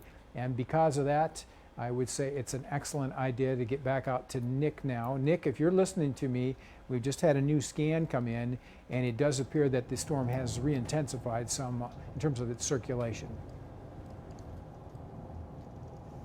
Yeah, we're seeing that on radar. I mean, visually speaking, I would be definitely not the greatest looking storm we've seen today. Let me put it that way in terms of visually.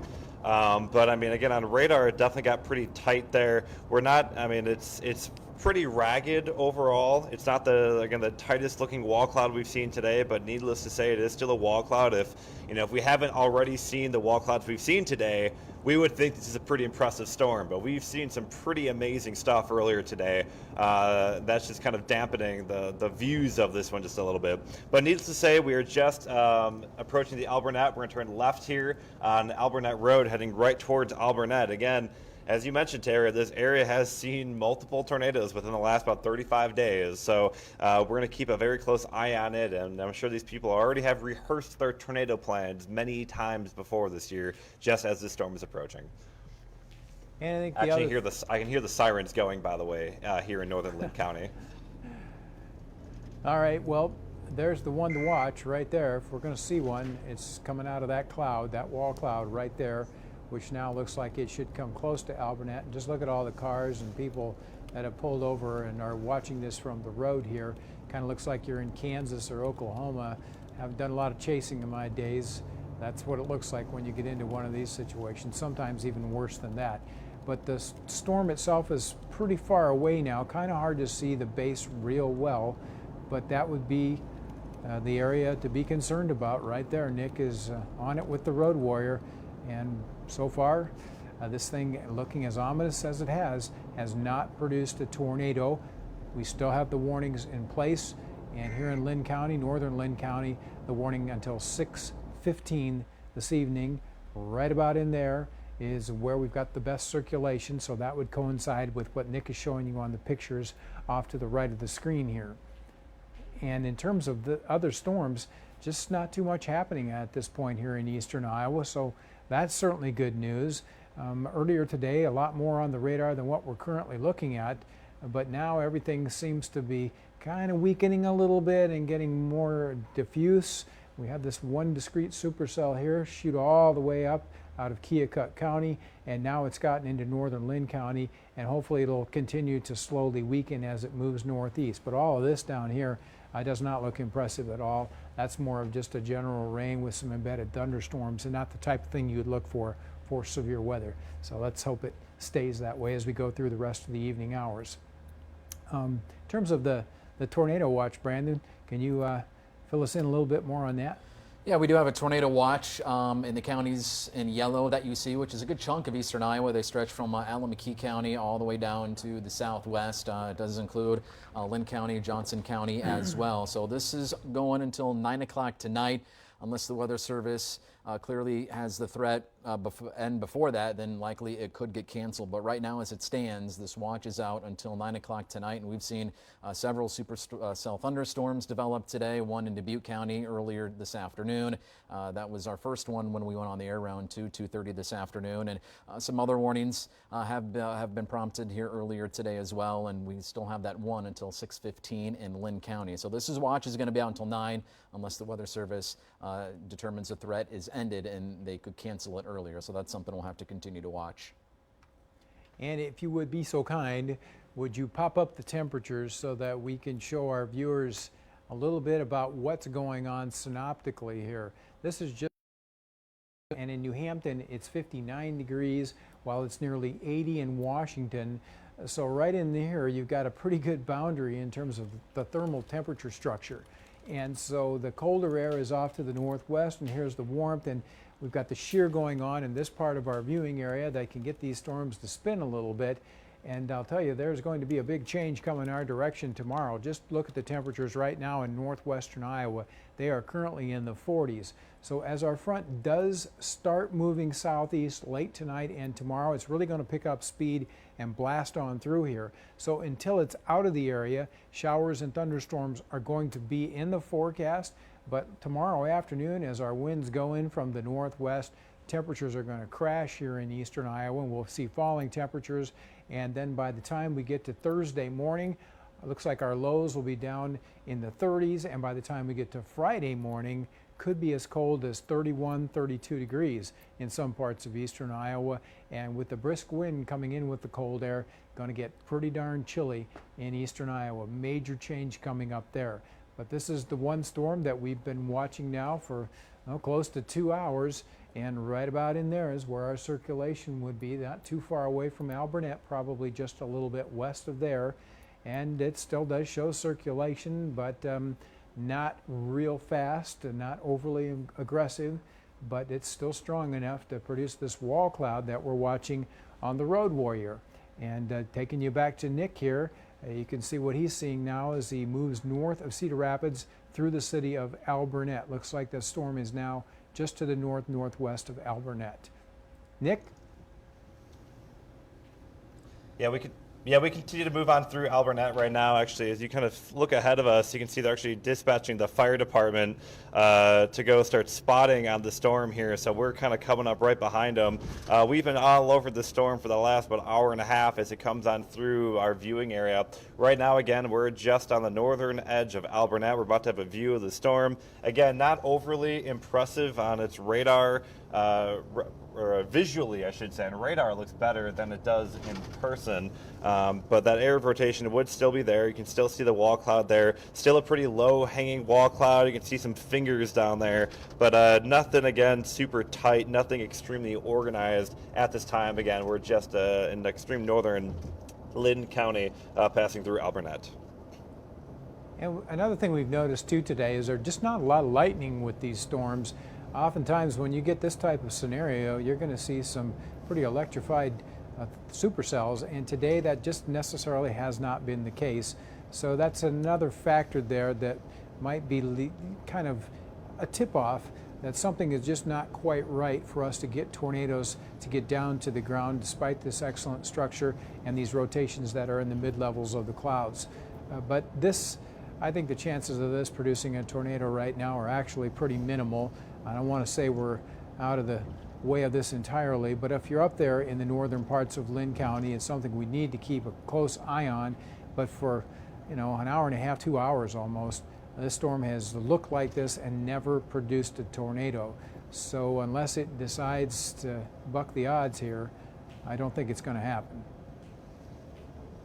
Now, one thing this will do as it comes on through is dump out some pretty heavy rain. So if you happen to get into the path of this, you can certainly anticipate that, maybe some winds of up to 30, 40 miles an hour. But really, we haven't even seen much in the way of wind gust reports with the storms that are out there today. Mostly just heavy rain and these wall clouds and brief little funnel clouds that have been reported around eastern Iowa. But right now, our storm looks to be well up here to the northwest. There's Alburnett Road. That's about where Nick would be located. And there's the circulation off to his northwest. Looks like he's getting into a little bit of rain there now. So the visibility is going to be cut down as a result of that. So it's going to be tough to see if there's any rain falling, but they're into some of that as we speak. Now then, in terms of the overall situation here in terms of severe weather, we do have one tornado warning. That is out until 6:15. Hopefully that will be the last one as this storm slowly advances to the northeast. Other than that, we do have a tornado watch that is in effect for about our western and southern central counties. So it's about the northwest half of the viewing area. So there you can see where that is located. A couple counties up here in the northeast have been added, but really the best instability is well down to the southwest. So I'm hoping this will be canceled before 9 o'clock tonight. The sun sets early these days, so you don't keep that instability around real long that can develop tornadoes. But overall, that's it. One tornado warning and this watch. And hopefully after that gets out of here, we'll just see your garden variety showers and thunderstorms, as some of those are now starting to develop down to the south of us.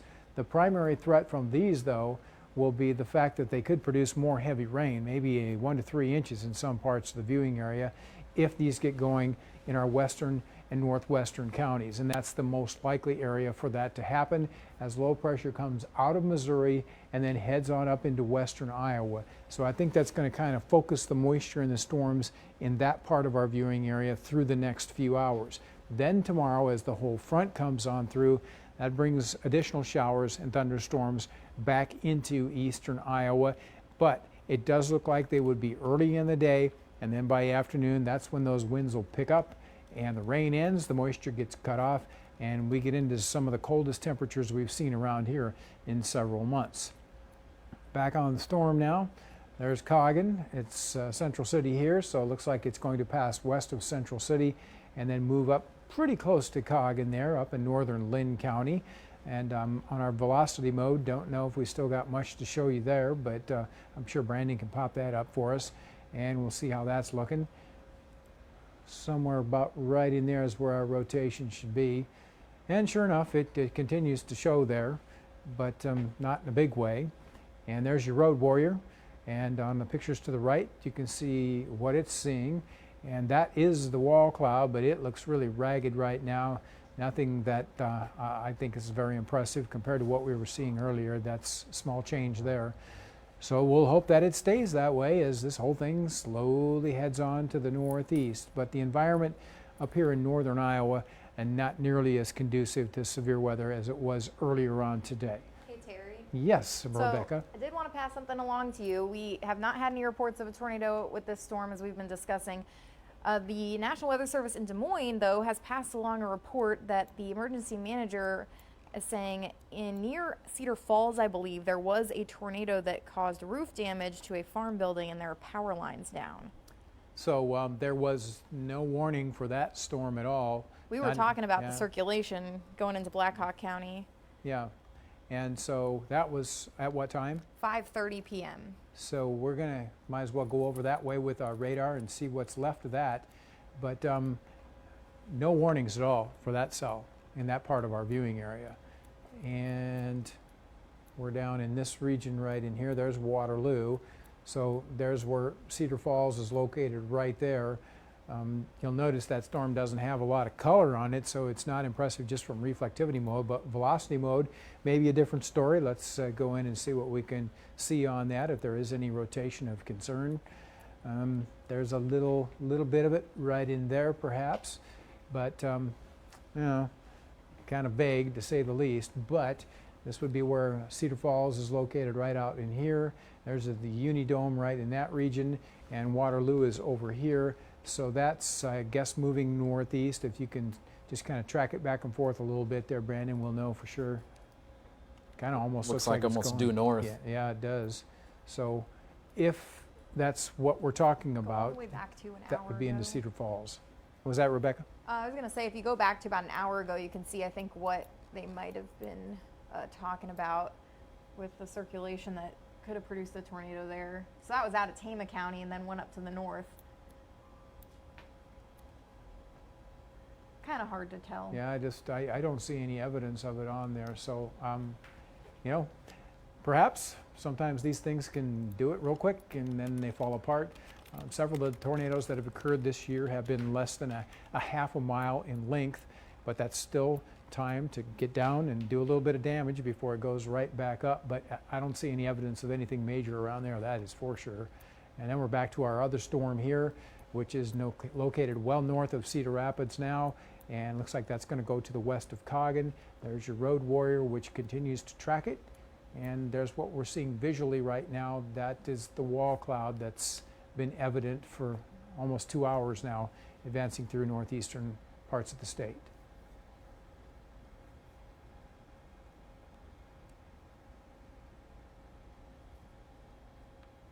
And again, that picture is coming to you live from Nick Stewart, who's out in the road warrior today. Been after the storms all day long. And if Nick is available, we can go in with him and let him have a little say here. Nick, you out there? Hey Terry, right now we're passing through the Central City area. We're about to hit Highway 13 and heading up to our north. You know, it's broken record. Still a very strong wall cloud, still a good evidence of a wall cloud. It's still rotating in the mid-levels of the atmosphere, but at the low levels, it just still cannot get tight. We've seen reports from Alburnett firefighters reporting funnels. It has these quick little spin ups, but we've still not seen anything really get super tight and produce a tornado. It's similar to what we've seen pretty much all day, and right behind those beautiful fall colors, that is that wall cloud back there that, again, just continues to hang low, but the low levels of it just cannot get tight enough to produce a tornado, which is very good news. Again, this is moving through northern Lynn County, now northwest of Central City. All right, captivating pictures, that's for sure. But that is the one storm right now that's producing any severe weather that we are aware of, and even that one hasn't done much. Most everything has stayed up in the clouds there, so we still have our tornado warning that is in effect for this part of our viewing area. That's northern sections of Lynn County until 6:15. So that's only 5 more minutes, and it will be interesting to see if this is extended any further to the northeast. Hopefully not, because I don't think my voice is going to last too much longer here. We've been on the air since 2:30 this afternoon because of various thunderstorm warnings and tornado warnings that have occurred around eastern Iowa. But let me go back to the rotation one more time here, and let's see if this thing is still looking robust or not. And well, it's definitely on there, and that's about what they've been going by, putting these warnings out today. So I assume that threat is certainly there, that the tornado warning will be extended despite the fact that we have had no touchdowns throughout this entire period of time. So we'll have to see how that goes here, but in 3 or 4 minutes, something's going to have to change. Yeah, I could see it maybe getting extended into Delaware County, maybe extreme southeast, Buchanan County as well. So we'll just have to see what the Weather Service has been doing. But again, we've been seeing the rotation on the storm for the last hour, maybe 2 hours since it developed. No confirmed tornadoes it has produced, but again, with the rotation, it is prompting the Weather Service to put out these tornado warnings, and we are clearly seeing the rotation still within the storm, pretty close to the KGAN area. So if we had to guess, I would think they would extend it into at least Delaware County, but of course that remains to be seen here in about the next 3 or 4 minutes when this one is set to expire. Let's go back to some of those road warrior pictures if we could. There's a spectacular shot there. This has been so photogenic today, and thank goodness we haven't had anything really bad come of it. But I would take that full screen if you would there, and we'll just continue to see this thing buzzing along up around Central City. And there's the right edge of the actual storm itself. That's the updraft there, the anvil, and then back underneath of that is where the wall cloud is, and that's the lowering cloud with its circulation that spins, that tornadoes can spin from. So that's why we're concerned about this, but so far, just a few little funnels that haven't quite gotten down to the ground with that. And again, we're close to Central City here in the northeast part of Lynn County, and the storm just keeps chugging along, hasn't really shown any indication to get stronger or weaker, just keeps doing what it's doing, which is mostly dumping a lot of heavy rain along its path. Well, I just got a report from Blackhawk County. So 5 started, so that one. Huh. 3 in County. So we'll keep monitoring that. The next issue will be what happens with the tornado warning. And since this one is set to expire here in 2 minutes, something's going to have to be done. They'll either drop it, put a thunderstorm warning out, or put a new tornado warning out. And with some circulation, I suppose it's possible that they will extend this on to the northeast, and that does get it up into Buchanan County. Is that right from there, Kent? Yeah, probably more or less into Delaware County. As you can okay. see, here's Buchanan County. Yeah. So it's just passing to the northwest of KGAN. So if I had to guess, it would be into Delaware County if that's indeed what they decide to do, which we'll find out here momentarily. Yep, definitely you're right about that. It would be Delaware County, because there's the county line and there's Buchanan, so there's Delaware County. So passing just a little bit northwest of KGAN there, and probably not too far away from the county line now, and that is no doubt going to be going up into Delaware County. And we already did have one tornado warning out for Delaware County, but nothing happened from that particular storm as it shot northeast. They did just say that they are going to allow this to expire at 6:15 and hold off on further issuance of any warnings, additional warnings, but they're going to continue to watch it very closely. They do say the environment is still conducive for the potential of tornadoes. They say the concern is the low-level shear is